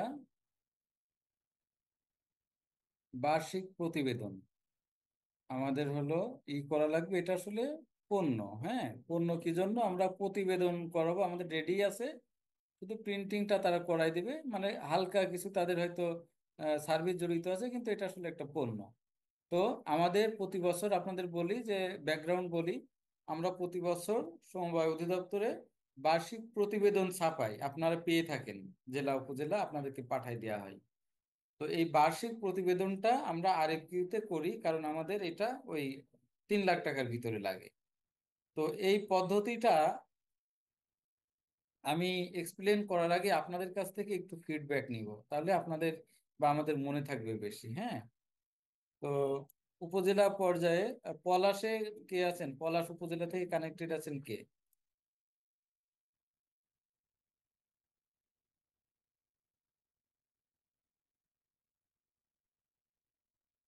খাদিজা, তোমার পলাশ উপজেলার কে আছে? আসেন, ইউসিআই আছে, আসেন স্যার। সালাম আলাইকুম স্যার। আলোচনা শাহিদা দেখি। স্যার ভালো আছেন স্যার? হ্যাঁ, কেমন আছেন আপনি? আছি স্যার, আলহামদুলিল্লাহ ভালো আছি। আচ্ছা, শাহিদা দীর্ঘদিন হলো আমাদের ইনস্টিটিউটে থেকেছে। শাহিদার হয়তো কিছু জানার কথা। আহ, এটা কোনো রং রাইট অ্যান্সার নাই শাহিদা। সেটা হলো যে আমরা যখন একটা প্রকিউরমেন্ট করি, মানে যখন একটা ক্রয় সম্পন্ন করি, তখন কতগুলো স্টেপ থাকে। তো এই স্টেপটা আমরা ওইভাবে অফিসিয়ালি যে একেবারে নাম ওই রকম হইতে হবে তা না, আপনি শুধু একটু বর্ণনা করবেন নিজের মতো, যে আসলে কি কি করি আমরা যখন একটা ক্রয় সম্পন্ন করি, তখন আমরা কিভাবে এগিয়ে নিয়ে যাই এই ক্রয়টাকে। এটা যদি একটু বলেন আপনি। স্যার আমি মাঠ পর্যায়ে তো স্যার আমি সরাসরি করি নাই স্যার, একদম স্যার কে করছে তাই? এখানে কে করে? আমি তো স্যার উপজেলা। আচ্ছা, এখানে যে কেউ, তাহলে যে কেউ যারা আপনারা ক্রয় করেছেন, যে কেউ একজন একটু স্যার শেয়ার আমি করতে পারবেন? উপজেলায় যাওয়ার পরে স্যার আমি সরাসরি করি নাই স্যার। আচ্ছা আচ্ছা, তাহলে তো খাদিজা খুব মানে রাইটলি ডিসিশন নিছে যে আপনাদের একটা প্রশিক্ষণের ব্যবস্থা করে। তাহলে ট্রেনিংটা আজকের জন্য স্যার আমার জন্য ভালো হয়েছে স্যার, যেহেতু আমি উপজেলায় নতুন গেলাম স্যার। রাইট রাইট রাইট, তাহলে যে কেউ, খাদিজা তোমার দপ্তরে আর ক্রয় আমার অফিস সহকারী স্যার ওইখানে আমি যাওয়ার পরে আমি করি নাই স্যার, ওরা আগে হয়তো করছে। কেউ আছে খাদিজা তোমার এখানে হ্যাঁ, এরকম? এই আমার জেলায় কে করে সে আসেন সাথে। আপনারা কেনাকাটা করেন না, ওই সদর আসেন, ঠিক আছে আপনি যান, বসেন, বলেন একটা কিনতে গেলে কি করেন সেই মানে। নাম নাম কি ভাই আপনার? আচ্ছা আচ্ছা, ধন্যবাদ ভাই। আপনি একটু বলেন তো, যখন একটা ক্রয় সম্পন্ন কথা করেন আপনি বললেন না। কিভাবে এটা পুরো প্রসেসটা নিজের মতো একটু বর্ণনা করেন। আর প্রথমে স্যার আমরা যেটা বলি স্যার, আমরা প্রতি 3 মাস অন্তর অন্তর স্যার একটা ক্রয় ক্রয় পরিকল্পনা করি স্যার। হ্যাঁ হ্যাঁ এটা আসতেও পারে, নাও আসতে পারে স্যার। এটা 3 মাস হ্যাঁ পরে চেঞ্জ হতে পারে স্যার। তারপরে স্যার আমাদের আপনার ইয়ে থেকে ডিসি মহোদয়ের পক্ষ থেকে স্যার আমরা একটা বাজেট প্রথমে পাই স্যার। হ্যাঁ বাজেটটা পাওয়ার পরে স্যার আমরা বাজেটটা দেখে তারপরে স্যার আমরা প্রথমে একটা কমিটি করি স্যার। হ্যাঁ ক্রয় ইয়ে আর কি কমিটি স্যার, হ্যাঁ আপনি বলেন স্যার 300 সদস্য হইতে পারে, 500 সদস্য হইতে পারে স্যার। হ্যাঁ এই কমিটি করার পরে কমিটির মাধ্যমে স্যার আমরা প্রথমে স্যার বিজ্ঞপ্তি ইয়া হয় স্যার। এটা নোটিশ হ্যাঁ বিভিন্ন যে প্রতিষ্ঠানে দেওয়া হয়, এই প্রতিষ্ঠানে স্যার পৌঁছে দেওয়া হয় এবং জেলাতে এবং উপজেলাতে বিভিন্ন জায়গায় নোটিশ বোর্ডে, উপজেলা নির্বাহী অফিসার নোটিশ বোর্ডে এবং জেলা তো জেলা ডিসি স্যারের অফিসেও স্যার আমরা দিই স্যার। হুম এই বিচার ইয়া হয় ওইখানে বেশিরভাগ কিনা প্রকিউরমেন্টকারী যায় স্যার, ওইখানে আমরা দিই। প্রকিউরমেন্ট করার পরে স্যার আমরা যখন ইয়া হয় বিজ্ঞপ্তি দেই, বিজ্ঞপ্তি দেওয়ার পরে তারা যখন স্যার তাদের আমরা যে বিষয়টা দিয়ে দিই, কারণ আমাদের বিজ্ঞপ্তিতে লেখা থাকে স্যার আমরা কি কি পণ্য ক্রয় করবো স্যার। হুম পণ্যের স্পেসিফিকেশন দেওয়া থাকে এবং এটা কোন ব্র্যান্ড, কোন মান, কোন দেশের, ওইগুলো সব লেখা থাকবে এবং ওই অনুসারে টাকা ওরা আমাদের এটা প্রস্তাব দিবে টাকার উপরে স্যার। এটা কম বেশি হতে পারে, এক এক প্রতিষ্ঠান এক এক রকম হয় স্যার। হুম স্যার দেওয়ার পরে তার আমাদের যে দাখিলের সময় থাকবে স্যার, দাখিলের সময় একটা নির্দিষ্ট করা থাকবে স্যার আমাদের বিজ্ঞপ্তিতে। ওই অনুসারে তারা দাখিল করার পরে আমরা ওপেনিং একটা ডেট টু ডেট থাকে স্যার। ওই দিনও হতে পারে, তারপরের দিনও হতে পারে স্যার। তারপরে ওই ডেট অনুসারে এবং সময় অনুসারে যদি কেউ উপস্থিত থাকে তার সামনে স্যার ওপেন করা হয় এবং ওপেন করে স্যার এটা আহ, প্রাথমিকভাবে তার কাগজগুলি দেখা হয় যে সঠিক থাকে কিনা, তার ট্রেড লাইসেন্স ঠিক আছে কিনা, তার ব্যাংক অ্যাকাউন্ট আছে কিনা, তারপরে ওই প্রতিষ্ঠানের ওই রকম কোয়ালিটি আছে কিনা এবং তারা যে মানের পণ্য দিচ্ছে আমাদেরকে, আমরা যে মান দিচ্ছি ওই মানের সাথে কতটুকু মিল আছে। প্রাথমিকভাবে বাছাই করার পরে স্যার আমরা এটা চূড়ান্ত মিটিং করি স্যার, যেখানে আমাদের মিটিং এর সাথে একটা রেজুলেশন করে লেখা হয় স্যার। রেজুলেশন করে স্যার আমরা ওই চূড়ান্ত মূল্যায়নে যাই স্যার। মূল্যায়নের একটা শীট থাকবে স্যার, ওই শীটে যারা কমিটি থাকবে কমিটি তারা যাচাই করে তার সিসিপি, আমরা সিসিপি যে রিকোয়ারমেন্ট গুলো দিয়েছি টেকনিক্যাল এবং ফিনান্সিয়াল, টেকনিক্যাল এবং ফিনান্সিয়াল স্পেসিফিক গুলো দেখে স্যার আমরা তোমরা একটা মূল্যায়ন করবে যে কার কি অবস্থান আছে। আমরা দুই দিকটাই দেখতে হয় স্যার, তার টেকনিক্যাল বিষয়টা দেখতে হয় স্যার, তার ফিনান্সিয়াল বিষয়টা দেখতে হয়, যাতে আমাদের দুইটা দিয়ে আমরা কম্পেয়ার করে ওই মালটা আমরা করি, ঠিক করি স্যার যে কাকে লয়েস্ট কারা আছে। আমার হুম অনুসারে সর্বশেষ তার আমার ফিনান্সিয়াল এবং সিসিবি অনুসারে কোয়ালিটি অনুসারে কে সর্বনিম্ন আছে স্যার। ওই তিনটাকে আমরা 1 2 3 অথবা 1 2 3 4 5 বা যদি বেশি হয় স্যার বেশি হইতে পারে স্যার, মিনিমাম তিনটা ইয়াকে আমরা আমরা কম্পেয়ার করি স্যার আরেকটু থেকে। ওইটা কম্পেয়ার করার পরে তারা আমরা স্যার মূল্যায়ন করি এবং তাকে স্যার প্রাথমিকভাবে বাছাই করে তাকে একটা সময় দেওয়া হয় যে এই সময়ের মধ্যে আপনি আমাকে মানে পণ্যটা সরবরাহ করবেন। সরবরাহ করার পরে স্যার এই পণ্যটা তখন পাওয়ার পরে আমরা আরেকটা মিটিং করি স্যার। মিটিং এ ওই আমাদের যে ওয়ার্ক অর্ডার দেওয়া হয়েছিল স্পেসিফিক অনুসারে আমরা মালটা পাইছে কিনা, যদি মালটা পাইছা তাহলে আমরা আরেকটা মিটিং এ ওইখানে তার চূড়ান্ত মালটা বুঝিয়ে পাইয়া তাকে একটা ইয়ে দেওয়া হয় স্যার। না না, না না, কার্যাদেশ। তাকে টাকা টাকা পরিশোধের বিষয়টা আসে স্যার। ওই টাকাটা পরিশোধের বিষয়ে তাকে টাকাটা আমরা তাকে বিল পরিশোধ, বিল চূড়ান্ত বিল দাখিলের জন্য বলা হয় স্যার। চূড়ান্ত বিল দাখিল করে স্যার ওই অনুসারে তার আমরা স্যার বিলটা করে আমরা ওই প্রতিষ্ঠানের নামে স্যার আমাদের ঠিক যাই। ট্রেজারি অথবা উপজেলা ট্রেজারিতে তার নামে স্যার চেক ইস্যু করার জন্য অনুরোধ করে বিলটা সাবমিট করা হয় স্যার। আচ্ছা, ধন্যবাদ। খুব চমৎকার ভাবে বলেছেন উনি, আপনাকে ধন্যবাদ। ঠিক আছে, তো আমরা হলো আবার একটু গুছাই দেখব। এখানে আমাদের কতগুলো বিষয় জড়িত। আপনাদের আরেকটা বিষয় বলি, সেটা হলো যে দর, এই প্রকিউরমেন্টের সাথে, ক্রয় ব্যবস্থাপনার সাথে 4 ধরনের দাম জড়িত। প্রাইস, 4টা ভিন্ন প্রাইস আছে। একটা প্রকিউরমেন্ট প্রসেস কমপ্লিট করতে হলে আপনারা 4টা প্রাইস পাবেন, 4 ধরনের প্রাইস পাবেন। তো এই 4 ধরনের প্রাইস আপনাদের বলবো, একটু লিখে রাখেন, ইম্পর্টেন্ট। একটা হলো আপনারা বছরের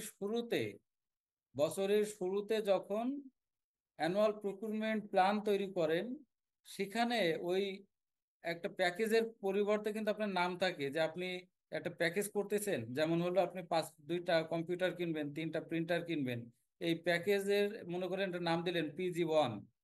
তাইলে এই প্যাকেজের কিন্তু আপনাদের আইটেম থাকে এবং প্রত্যেকটা আইটেমের ক্যালকুলেট করে ওই প্যাকেজের সিলিংটা নির্ধারণ করেন। সে ফর এটা 2,80,000। তাই এখানে একটা দাম জড়িত, এটাকে বলা হয় আপনার কস্ট এস্টিমেট বা এস্টিমেটেড কস্ট, অনুমিত মূল্য। এটাও কিন্তু আপনার হলো, দেখবেন যে বিধির 15-16-তে এগুলো আছে। হ্যাঁ, এটা হলো কি সরকারি ক্রয় বিধিমালা 2008-এর 15-তে দেখবেন এগুলো আছে। অ্যানুয়াল প্রকিউরমেন্ট প্ল্যান তৈরি, কস্ট এস্টিমেট বিষয় আছে। এইটা একটা মূল্য, প্রাইস। তারপরে প্রত্যেকটা প্রকিউরমেন্টে যাওয়ার আগে আপনি আবার হলো অফিসিয়াল কস্ট এস্টিমেট তৈরি করেন, ওসিই। এইটা হলো আরেকটা প্রাইস। হ্যাঁ, আচ্ছা, তাহলে আমার ডকুমেন্ট নির্ধারণ করতে হবে কিসের উপর ভিত্তি করে? আমার কিন্তু ডকুমেন্ট নির্ধারণ করতে হবে ওই যে কস্ট এস্টিমেট আপনি যে এপিপি প্রণয়ন করেছেন ওইটার উপর ভিত্তি করে কিন্তু আপনার ডকুমেন্ট, সেটা PG1 নাকি PG2 নাকি PG3 হবে। এটা হলো ওই কস্ট এস্টিমেটের উপর ভিত্তি করে। আর দাপ্তরিক ব্যয় প্রাক্কলন যেটা তৈরি করেন সেটা হলো প্রকিউরমেন্টে ঠিক যাওয়ার আগে, ঠিক যখন প্রকিউরমেন্টে যাবেন তখন। কেন?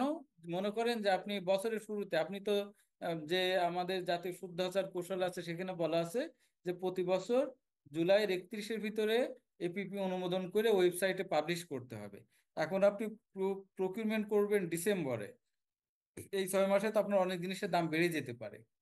এই জন্য প্রত্যেকটা প্রকিউরমেন্টের আগে আপনার ওসি নির্ধারণ করতে হবে। তাহলে এটা গেলে দুইটা প্রাইস। এরপরে যখন দরদাতা আপনার কাছে দর সাবমিট করে সেখানে একটা প্রাইস থাকে প্যাকেজের, ওইটা একটা হলো কোটেড প্রাইস। হ্যাঁ, উদ্ধৃত দর, বাংলায় কোটেড প্রাইস, উদ্ধৃত দর। তাহলে আমরা তিনটা প্রাইস পেলাম: কস্ট এস্টিমেট, অনুমিত মূল্য, দাপ্তরিক ব্যয় প্রাক্কলন এবং উদ্ধৃত দর। আর ফোর্থ ফোর্থ নাম্বার ফোর্থে যেটা আসে, চতুর্থ যে মূল্যটা, সেটা হলো ইভালুয়েটেড প্রাইস, মূল্যায়িত দর।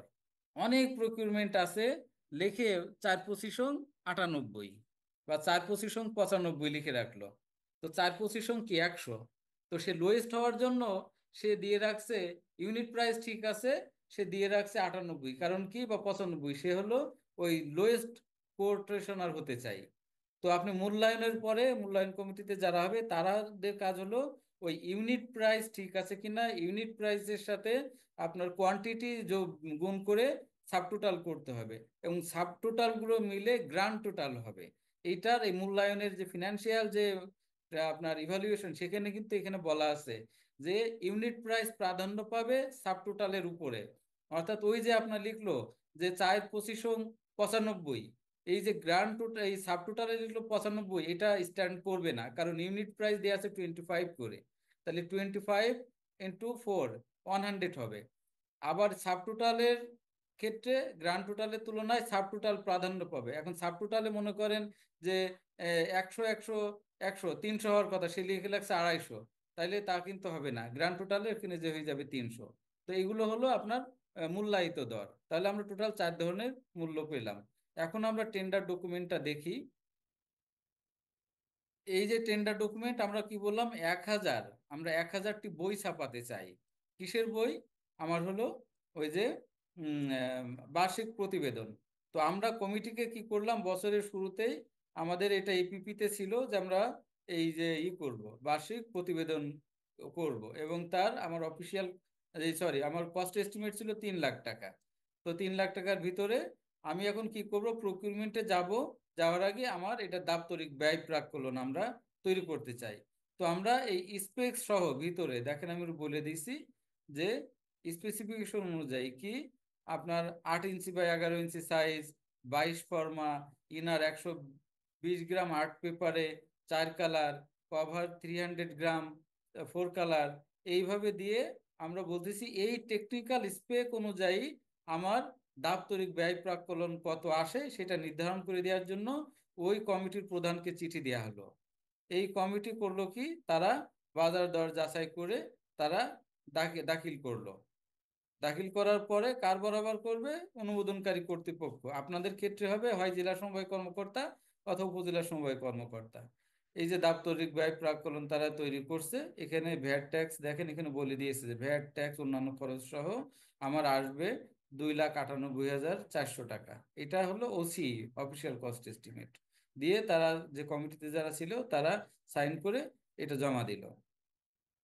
আর আমরা ডকুমেন্ট প্রিপেয়ার করলাম। সেই ডকুমেন্ট প্রিপেয়ার করলাম কি, যে এই যে ডকুমেন্ট, এইটা হলো এই যে PG form on, procurement of goods form on. এখানে দেখেন এই যে আমরা লিখলাম ডিপার্টমেন্ট অফ কোঅপারেটিভস, এইটাই হলো পিই, প্রকিউরিং এন্টিটি। প্রকিউরিং এন্টিটির নাম কি তাইলে? Department of cooperatives. আপনাদের ক্ষেত্রে কি হবে? জেলা সমবায় কার্যালয় অথবা উপজেলা সমবায় কার্যালয়। তারপরে রিকোয়েস্ট ফর কোটেশন, এটা কিসের জন্য কোটেশন? আমরা তো প্রিন্টিং অ্যান্ড সাপ্লাইয়ের জন্য, আপনাদের হইতে পারে কম্পিউটারের জন্য বা অন্যান্যের জন্য, বা প্রিন্টার বা স্ক্যানার এর জন্য। এখন কাদের প্রতি? টু হোম, এখানে আপনারা 1 2 3 4 5 6 দিয়ে প্রতিষ্ঠানগুলোর নামও লিখে দিতে পারেন, 4-5টা প্রতিষ্ঠানের, অথবা এটা ব্ল্যাঙ্ক রাখতে পারেন। যখন যে এটা নিতে আসবে ওই রেজিস্টারে তাদের নাম লিখে এখানে, যেমন ক্রিয়েটিভ কালার প্রিন্টার, এইভাবে আমাদের কয়েকটা প্রতিষ্ঠান আসলে প্রত্যেকের নাম লিখে লিখে আমরা তাদেরকে দিছি। এখানে আমাদের হলো এই যে 6 নম্বরটা খুব ইম্পর্টেন্ট, 6 নম্বরটা। হ্যাঁ, এখানে যে সময় লিখতে হয়, দুইটা সময় আছে। একটা হলো যে আপনি কতদিন সময় দিচ্ছেন তাকে, আপনি যেই দিন ডকুমেন্টটা ইস্যু করছেন তার থেকে কতদিন তাকে সময় দিচ্ছেন এই দরটা উপস্থাপন করার জন্য। এরপরে একটা দ্বিতীয় সময় আছে, এখানে কি লেখা আছে দেখেন, যে quotation in a sealed envelope shall be submitted to the office of the undersigned, কি 26/11/2024 সকাল 11টার ভিতরে এই কোটেশনটা দাখিল করতে হবে নিম্ন স্বাক্ষরকারী কার্যালয়ে। এবং এখানে আরেকটা লাইন বলে দেওয়া হচ্ছে যে আপনি খামের পরে লিখবেন, কি লিখবেন? ডু নট ওপেন বিফোর, এই যে প্রথম সময়, এই একই টাইমটাও এখানে লেখা লাগবে, অর্থাৎ এই সময়ের আগে যেন খুলবেন না। এটা কিভাবে? আচ্ছা, আমরা সরি ছিলাম হলো টেন্ডার ডকুমেন্ট প্রিপারেশন, এটা হলো টেন্ডার ডকুমেন্ট PG1, এই ফর্মটা হলো PG1 ফর্ম। হ্যাঁ, procurement of goods form on, অর্থাৎ RFQ এর ক্ষেত্রে ব্যবহার করা হয় পিজি ফর্ম অন। ওই যে CPTO এর ওয়েবসাইটে tender documents and then standard tender documents, এখানে পিজি ফর্ম অন ইংলিশ। তো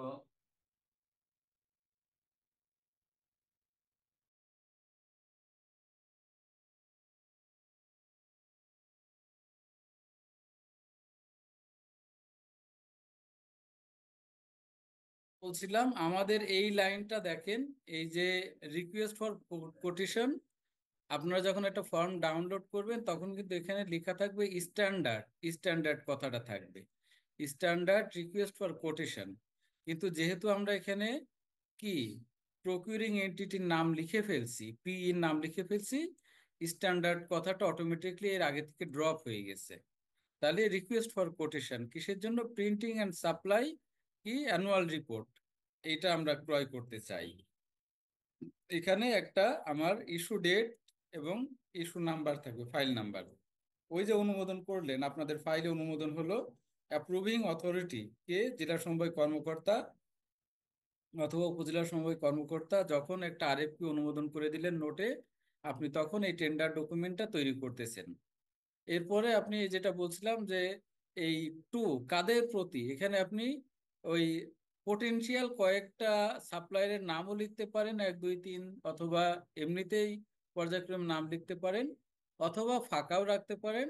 যে যখন প্রতিষ্ঠান নিতে আসবে টেন্ডার ডকুমেন্টটা, RFQ ফরম্যাটটা, আপনি তখন তার রেজিস্টারে, আপনাদের যে রেজিস্টার আছে সেখানে নাম লিখে তাদেরকে দিয়ে দিবেন।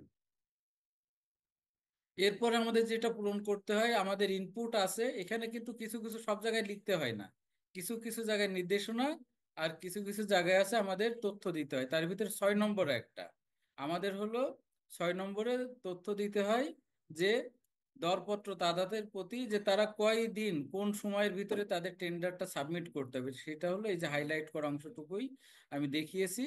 এই সময়টা হলো আপনি কোন সময় কতদিন তাদের সময় দিচ্ছেন, কোন সময়ের ভিতরে দরদাতারা তাদের দরপত্রটা দাখিল করবে সেই সময়, এবং তারা একটা খামের ভিতরে করে এই দরটা দাখিল করবে। তো তারা যে খামটা দিবে সেই খামের উপরে এইভাবে লিখবে, আমি দেখাই। এইভাবে একটা খামের ভিতরে তারা লিখে দেয়। এটা হলো ফ্রন্ট সাইড। এখানে ডু নট ওপেন বিফোর, ওই যে ওই টাইমটা লিখলাম, ওই টাইমটা এখানে তারা দিবে। যে এইভাবে লিখবে, ডু নট ওপেন বিফোর 11টা AM, অর্থাৎ ডেডলাইন, যে ডেডলাইনটা সেই ডেডলাইনটা এখানে উল্লেখ করে দিবে। তার মানে কি, এই আমাদের দপ্তরে প্রকিউরিং এন্টিটির কার্যালয়ে যখন আসবে এই খামটা, তখন এই দপ্তরটা এই লেখাটা দেখে বুঝবে যে জেলা সমবায় কার্যালয় অথবা উপজেলা সমবায় কার্যালয়, যে এটা একটা টেন্ডার ডকুমেন্ট এবং এটা হলো এই সময়ের আগে খোলা যাবে না। হ্যাঁ, এবং এই যে সিল করা খাম, ব্যাক সাইড দেখেন, এটা সিল করা খাম। হ্যাঁ, এইভাবে সেটাই করবে। তো এইটা হলো এই, তাহলে কি প্রথম সময়টা হলো যে কোন সময়ের ভিতরে তারা দাখিল করবে এইটা, এবং একই সময়টা পরবর্তীতে লিখতে হবে। এটা কি নির্দেশনা? এটা ক্রয়কারী কার্যালয়ের জন্য নির্দেশনা। দরপত্র দাতা যখন দিয়ে যাবে আপনার দপ্তরে, আপনার দপ্তরের কেউ ভুল করে যেন ওই সময়ের আগে না খোলে, সেই নির্দেশনা এখানে দেওয়া আছে। 9 নম্বরে আপনার ইনপুট আছে। তো তার আগে 8 নম্বরে একটু যাই, এখানে দেওয়া আছে দেখেন, যে বিধি 74-71-4 অনুযায়ী আপনি 10 দিনের বেশি সময় দিতে পারবেন না। আপনি 3 দিনও দিতে পারেন, 2 দিন দিতে পারেন, 1 দিন দিতে পারেন, আপনার প্রয়োজন অনুযায়ী, আপনার বাজারের সক্ষমতা অনুযায়ী। তো এখানে আমি আপনাদের খুব বেশি কথা বলি, এখানে কথা বললে এখানে ঘন্টার পর ঘন্টা কথা বলা যেত ব্যাখ্যা করে, আমি সেটা বলছি না, শুধু দরকারি কথাটুকু বলছি আমি। তারপরে 9 নম্বরে আপনাদের তথ্য দেওয়া লাগবে যে আপনি হলো কতদিন ভ্যালিডিটি চাচ্ছেন। এই যে দরদাতা আপনাকে যে দরটা দিবে, সেই দরের মেয়াদ কতদিন থাকবে, এখানে কিন্তু আপনাকে দিনের সংখ্যায় লিখতে হবে। তো এখানে হলো 60 দিন আমরা দিয়েছিলাম। তো এটা হলো 60 দিন থেকে 120 দিন হতে পারে। একটা টেন্ডার ভ্যালিডিটি পিরিয়ড 60 থেকে 120 দিন, অর্থাৎ 2 মাস থেকে 4 মাস সময় আপনি চাইতে পারেন দরপত্র দাতার কাছ থেকে। এটা কি জন্য ইম্পর্টেন্ট? আপনাদের মনে আছে যে এই এই গত বছরে হঠাৎ করে ডলারের দাম বেড়ে গেল, ডলার প্রতি 80 টাকা থেকে 120 টাকা। এখন আপনার যদি এমন হয় যে এটা একটা ইন্টারন্যাশনাল প্রকিউরমেন্ট, এই RFQ ডকুমেন্ট দিয়ে কিন্তু ইন্টারন্যাশনাল প্রকিউরমেন্টও হয়, তাহলে ন্যাশনাল প্রকিউরমেন্টও হতে পারে। মনে করেন আপনি অ্যাপল কম্পিউটার কিনবেন, যেটা কোথা থেকে আসে, আমেরিকা থেকে বা চায়না থেকে হতে পারে, বাট সেই প্রোডাক্টটা বাংলাদেশে যখন ঢোকে আপনারা জানেন এগুলো ডলার জড়িত থাকে। এখন অ্যাপল কম্পিউটার কিনবেন মনে করেন 10টা বা 5টা, ডলার বাড়ার আগের দিন আপনি তাকে বা ডলারের দাম বাড়ার মনে করেন 20 দিন আগে আপনি এই টেন্ডার ডকুমেন্টটা তার কাছে চেয়েছিলেন, দর চেয়েছিলেন, সে দর সাবমিট করলো ডলারের দাম বাড়ার আগের দিন। এখন আপনি যখন কার্যাদেশ দিলেন তখন ডলার হয়ে গেছে 80 টাকা যায় 120 টাকা। আপনাকে কি সে পণ্য দিতে পারবে? আপনাকে কিন্তু কখনোই সে পণ্য দিতে পারবে না। একটু লাইনে থাকবে।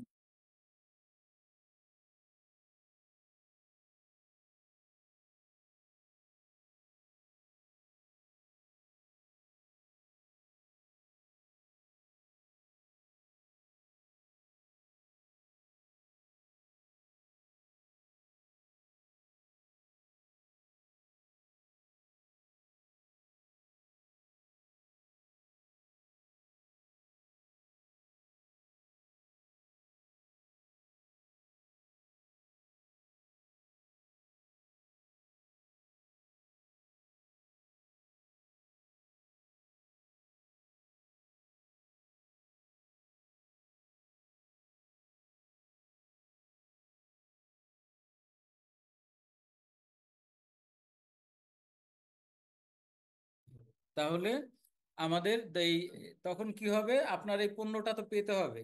এখন এই জন্য আপনাদের উচিত হলো এখানে মিনিমাম আপনার যত বেশি সময় দিবেন, আপনার তত বেশি আপনার জন্য ভালো।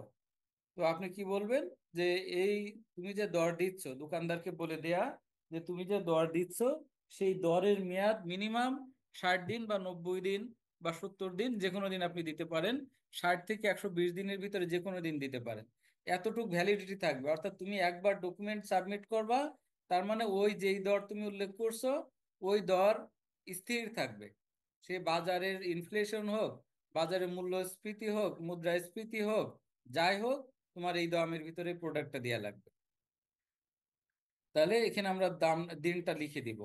এই যে 13 নম্বরে এখানে আপনার হলো আপনি কি কি চাচ্ছেন, কোয়ালিফিকেশন ক্রাইটেরিয়া কি কি, এটা আপনাকে লিখে দিতে হবে। তো এখানে আমরা যেটা আরএফকিউতে চাই সেটা হলো যে আম, আমরা চাই ট্রেড লাইসেন্স, তারপরে আমরা tax identification number TIN, VAT registration number চাই। ওই কাজটা করার জন্য তার ফিনান্সিয়াল সলভেন্সি সার্টিফিকেট চাই। হ্যাঁ, এগুলো আমরা চাই। আর বাকিগুলো সাধারণত আমরা চাই না। এই যে আপনার অভিজ্ঞতাটা, এগুলো সাধারণত আমরা চাই না। এটা আপনারা দিতে পারেন, নাও দিতে পারেন, তবে স্ট্যান্ডার্ড হলো এখানে কোনো আরএফকিউ এর ক্ষেত্রে কোনো চাইতে হয় না, কোনো অভিজ্ঞতা চাইতে হয় না। তারপরে 14 নম্বর, আপনার একটা আরএফকিউ করতে হলে মিনিমাম অ্যাটলিস্ট, দেখেন, at least 3 responsive quotations will be required. কমপক্ষে 3টা রেসপন্সিভ দর লাগবে প্রতিষ্ঠান কর্তৃক দাখিলকৃত। এখন এই রেসপন্সিভ কথাটা কি, এটা আমরা একটু পরে আসবো। এটার একটা ছক আছে, আমরা দেখবো রেসপন্সিভ বলতে কি বোঝায়। আচ্ছা, তারপরে হলো যে এই যে আপনি তাকে কাজটা দিবেন, এই কাজটা কতদিনের ভিতর তাকে আপনি পারচেজ অর্ডার ইস্যু করার কতদিনের ভিতর সে আপনাকে পণ্যটা বোঝাই দিবে, সেটা এখানে আপনার সংখ্যায় আপনাকে লিখে দিতে হবে।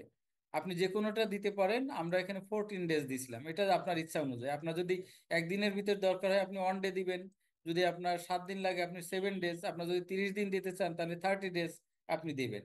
ঠিক আছে, এটা আপনি নির্ধারণ করবেন। এবং পারচেজ অর্ডার আপনার এটা লেখা আছে, এটা কিন্তু আপনার মনে রাখতে হবে যে জেলা সমবায় কর্মকর্তা বা উপজেলা সমবায় কর্মকর্তা অনুমোদন করা, নোটে অনুমোদন করা 7 দিনের ভিতর আপনার পারচেজ অর্ডার দিতে হবে। 18 নম্বরটা ইম্পর্টেন্ট আপনাদের জানা, যেখানে লেখা থাকে যে যে কোনো প্রকার কারণ দর্শন ছাড়াই আপনি হলো এই কোটেশনটা বাতিল করতে পারবেন, রিজেক্ট করতে পারবেন। হ্যাঁ, তো দিয়ে এখানে কি এটা স্বাক্ষরটা হলো যিনি এই ডকুমেন্টটা ইস্যু করছেন, সাধারণত অ্যাপ্রুভিং অথরিটি যিনি, উনি হলো এখানে স্বাক্ষর করেন, অর্থাৎ জেলা সমবায় কর্মকর্তা বা উপজেলা সমবায় কর্মকর্তা, উনি স্বাক্ষর করে এই ডকুমেন্টটা করবেন। এখানে যেখানে যেখানে ইনপুট আছে আমরা বললাম, এই ইনপুট গুলো দেওয়ার পরে সে এখানে সাইন করবেন। আর এইটা হলো এই যে কোটেশন সাবমিশন লেটার, এটা কিন্তু কোটেশনার যিনি দরপত্র দাখিল করবেন উনি হলো এটা, এই লেটারে উনি সাবমিট করেন যে এই সেবাটা আমরা যেটা চেয়েছি পণ্য, সেটা টোটাল মূল্য, প্যাকেজ মূল্য কত, উনি এখানে লিখে সাবমিট করেন। প্রাইস শিডিউল, এটা ইম্পর্টেন্ট, খুবই ইম্পর্টেন্ট। আপনাদের বলবো আপনারা একটু এই জায়গাটা মুখস্থ, মানে এটা জেনে রাখেন, মুখস্থ না, এটা জেনে রাখতে হবে। আমরা যে শিডিউল বলি উপজেলায়, আপনারা অনেকে শুনে থাকবেন যে শিডিউল বিক্রি হচ্ছে, শিডিউল কখনোই হলো আপনার এটা বলা উচিত না। এটা যারা জানে না প্রকিউরমেন্ট তারা বলে শিডিউল। শিডিউল হলো টেন্ডার ডকুমেন্টের একটা অংশ। টেন্ডার ডকুমেন্ট কি, প্রকিউরিং এন্টিটি যেটা তৈরি করে সেটা হলো টেন্ডার ডকুমেন্ট। এই টেন্ডার ডকুমেন্টের একটা অংশ হলো প্রাইস শিডিউল বা স্কেজুল আমেরিকানের ভাষায়। তাহলে কি, আমি যে পণ্য বা পণ্যগুলো কিনবো তার প্রাইস শিডিউলটা কি, এখানে লেখা থাকবে যে কতগুলো আইটেম আপনি কিনবেন, 1 2 3 4 দিয়ে লিখবেন। তো আমাদের এক ধরনের ওই যে অ্যানুয়াল রিপোর্ট আমরা করতে চাচ্ছি, তাহলে সিরিয়াল নাম্বার, এখানে দেখেন 9টা কলাম আছে, 1 থেকে 9টা কলাম আছে।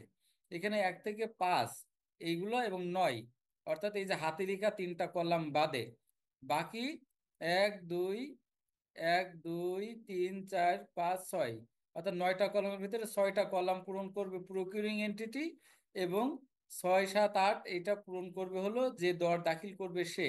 এখন এটা কি মুখস্থ রাখবেন? এটা মোটে মুখস্থ রাখবেন। এখানে দেখেন নোটে নিচে পেজে দেয়া আছে যে কলাম 1 থেকে 5 এবং 9 পূরণ করবে প্রকিউরিং এন্টিটি পিই, এবং কলাম 6 7 8 পূরণ করবে হলো কোটেশনার, যিনি কোটেশন দাখিল করবেন, দরপত্র দাতা অর্থাৎ দোকানদার, উনি পূরণ করবে 6 থেকে 8 পর্যন্ত। অর্থাৎ এই প্রত্যেকটা ইউনিট, আমি যদি কম্পিউটার কিনি তো কম্পিউটারের একটা সেটের দাম কত, সে এখানে লিখবে অঙ্কে এবং কথায়, এবং টোটাল কত পিস কিনবো সেটা গুণ করে টোটাল প্রাইস কত সে এই 8 নম্বর কলামে লিখবে।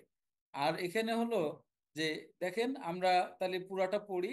আছে serial number, serial 1, item number 1, description of goods কি আমরা কিনবো হলো অ্যানুয়াল রিপোর্ট আমরা তৈরি করতে চাই। ইউনিট অফ মেজারমেন্ট নাম্বার, এখন হলো আমার বই, বই তো সংখ্যা দ্বারা। এখন আমি যদি এখানে লিকুইড কিনতাম বা বালু কিনতাম তাহলে আমার হয়তো কিউবিক ফিট, আমার যদি লিকুইড হইতো আমার হয়তো পড়তো এখানে কেজিতে হবে, অথবা আমার এখানে কি হইতে পারে, লিটারেও হইতে পারে বা কিউবিক ফিটেও হইতে পারে। কোয়ান্টিটি কত সংখ্যা বা কত কেজি বা কত লিটার, আমার এখানে যেহেতু সংখ্যায় বলছে, আমার 800টা সংখ্যা। এখানে যে দর দাখিল করছে সে বলছে একটা ইউনিটের দাম পড়বে 355 টাকা 66 পয়সা। সেই হিসেবে 800 পিসের দাম আমার পড়বে 2,84,533 টাকা। এটা বলতেছে হলো আপনার দর দাখিলকারী বলতেছে। এবং হলো ডেস্টিনেশন ফর গুডস, এখানে ডেস্টিনেশন মানে কি, ডিপার্টমেন্ট অফ কোঅপারেটিভস, আমার শ্রম অধিদপ্তরে পৌঁছায় দেওয়া লাগবে। এটা আমি বলতেছি, ক্রয়কারী কার্যালয় বলতেছে। কারণ হলো আমরা জানি 1 থেকে 5 এবং 9 পূরণ করবে ক্রয়কারী কার্যালয়, এবং 6 থেকে 8 পূরণ করবে দরপত্র দাখিল করবে যে।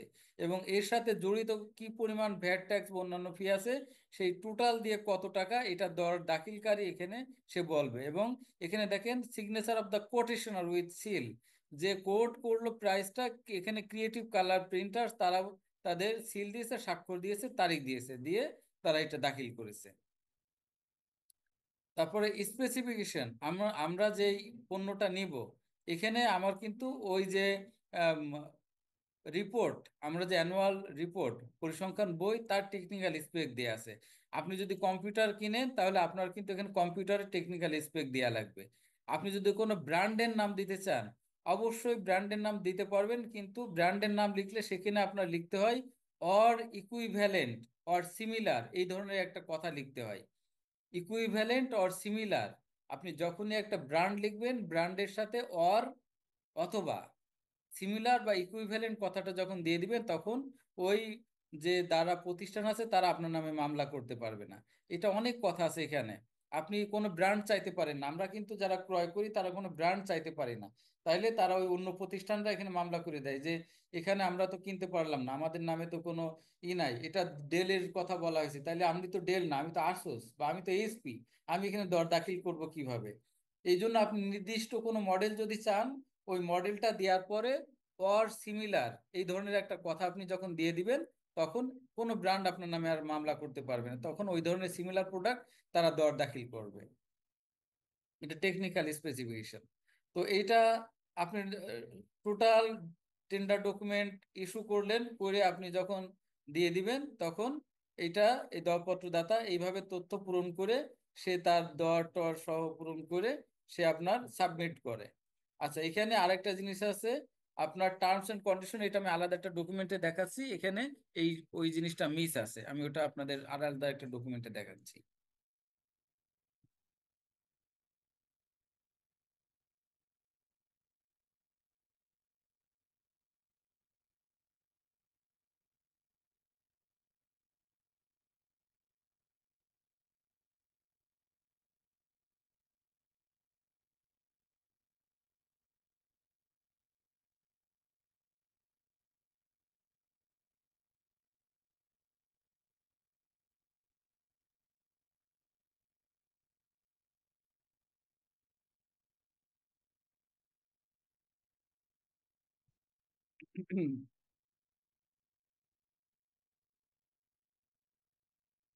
এখানে দেখেন ওই টেন্ডার ডকুমেন্টে কতগুলো পেজ আছে দেখবেন, টার্মস এন্ড কন্ডিশন নামে।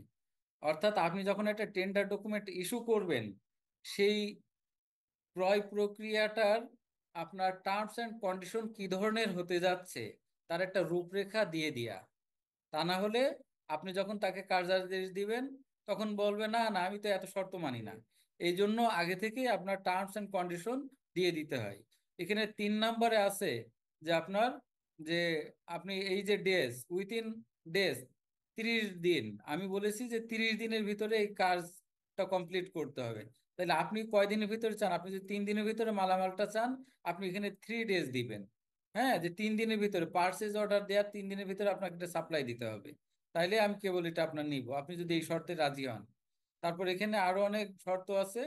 দেখেন যে 6 নম্বরে আছে যে এই যে আপনি মালামাল দিবেন, এটা টেস্ট করা হবে, যে যদি এখানে কোনো কমপ্লাই না করে তাহলে এটা কিন্তু আপনার হলো আমরা ভেরিফাই করব এবং এটা আপনাকে ফেরত দিতে হবে, রিপ্লেস করে দিতে হবে।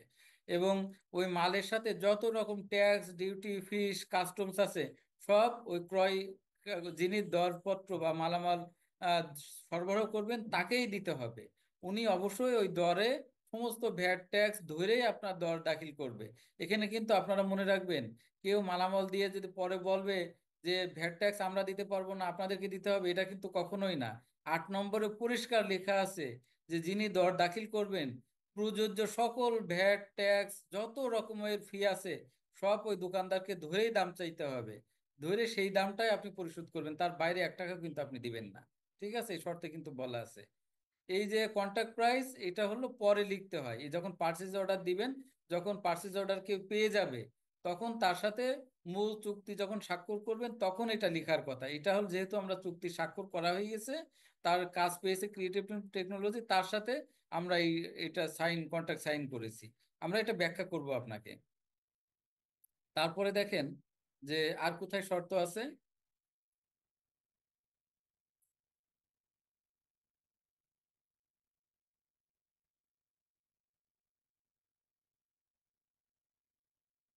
আচ্ছা, তো এই জায়গায় এই কয়টা জায়গায় হলো আমাদের কিন্তু ইনপুট আছে, আর বাকিগুলো শুধু শর্ত লেখা আছে। এই শর্তে অনেক কিছু আছে, আপনার পড়ে দেখবেন যে কোনো জায়গায় যদি কোনো ড্যামেজ থাকে তাহলে এটা সাপ্লায়ারের নিজের খরচে সেটা করে দিতে হবে ওই ওয়ারেন্টি পিরিয়ডের ভিতরে।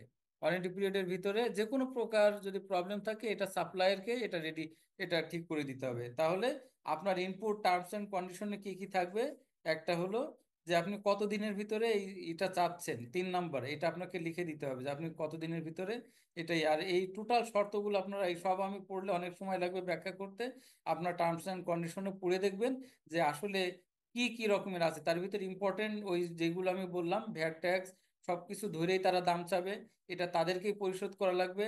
ওই কন্ট্রাক্ট প্রাইস তারা যে দর দাখিল করবে ওই দরটার বাইরে আপনি 1 টাকাও দিবেন না, সমস্ত ভ্যাট ট্যাক্স ধরে ওই টাকা। ওয়ারেন্টি পিরিয়ড আপনার কতদিন থাকবে সেটা, এটা এখানে একটা আপনার আছে, একটা মান্থ আছে এখানে, আমি দেখি এটা কোন ক্লজটা, আমি এই মুহূর্তে ভুলে গেছি ঠিক। ওয়ারেন্টি পিরিয়ডটা এখন আছে থাকার কথা।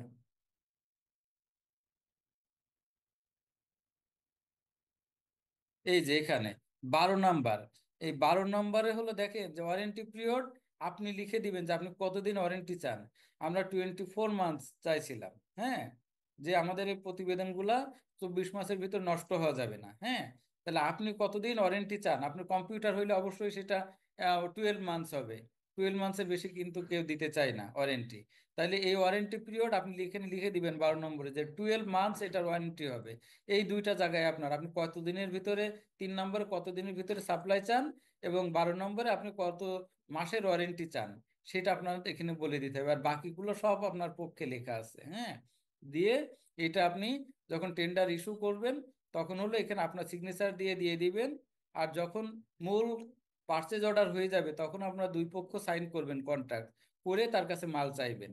হুম, তো দেখেন এরপর একজন টেন্ডারার সে কি করছে, সে ওই যে টেন্ডার সাবমিশন লেটার যেটা দেখালাম সেখানে সে লিখছে যে এই প্যাকেজটা আমরা যেটা করছি, আমাদের নাম্বার বলছে যে আমরা কোন মেমো নাম্বারে টেন্ডার করেছিলাম সেই মেমো নাম্বার সে দিয়েছে, সে ডিআর ফাইন্যান্স বরাবর আবেদন করেছে, ওই প্যাকেজের মূল্য সে কত টাকা চাইছে চেয়ে সেখানে সে বলছে যে আমাদের সমস্ত শর্তে সে রাজি আছে। দিয়ে সে তার ট্রেড লাইসেন্স, তারপরে তার যে জড়িত অন্যান্য কাগজপত্র, ভ্যাট, টিন সার্টিফিকেট, সে সব কিছু, তারপর অন্যান্য জায়গায় যে সে কাজ করেছে ব্যাংক সলভেন্সি সার্টিফিকেট, সে সব কিছুই সে দাখিল করেছে।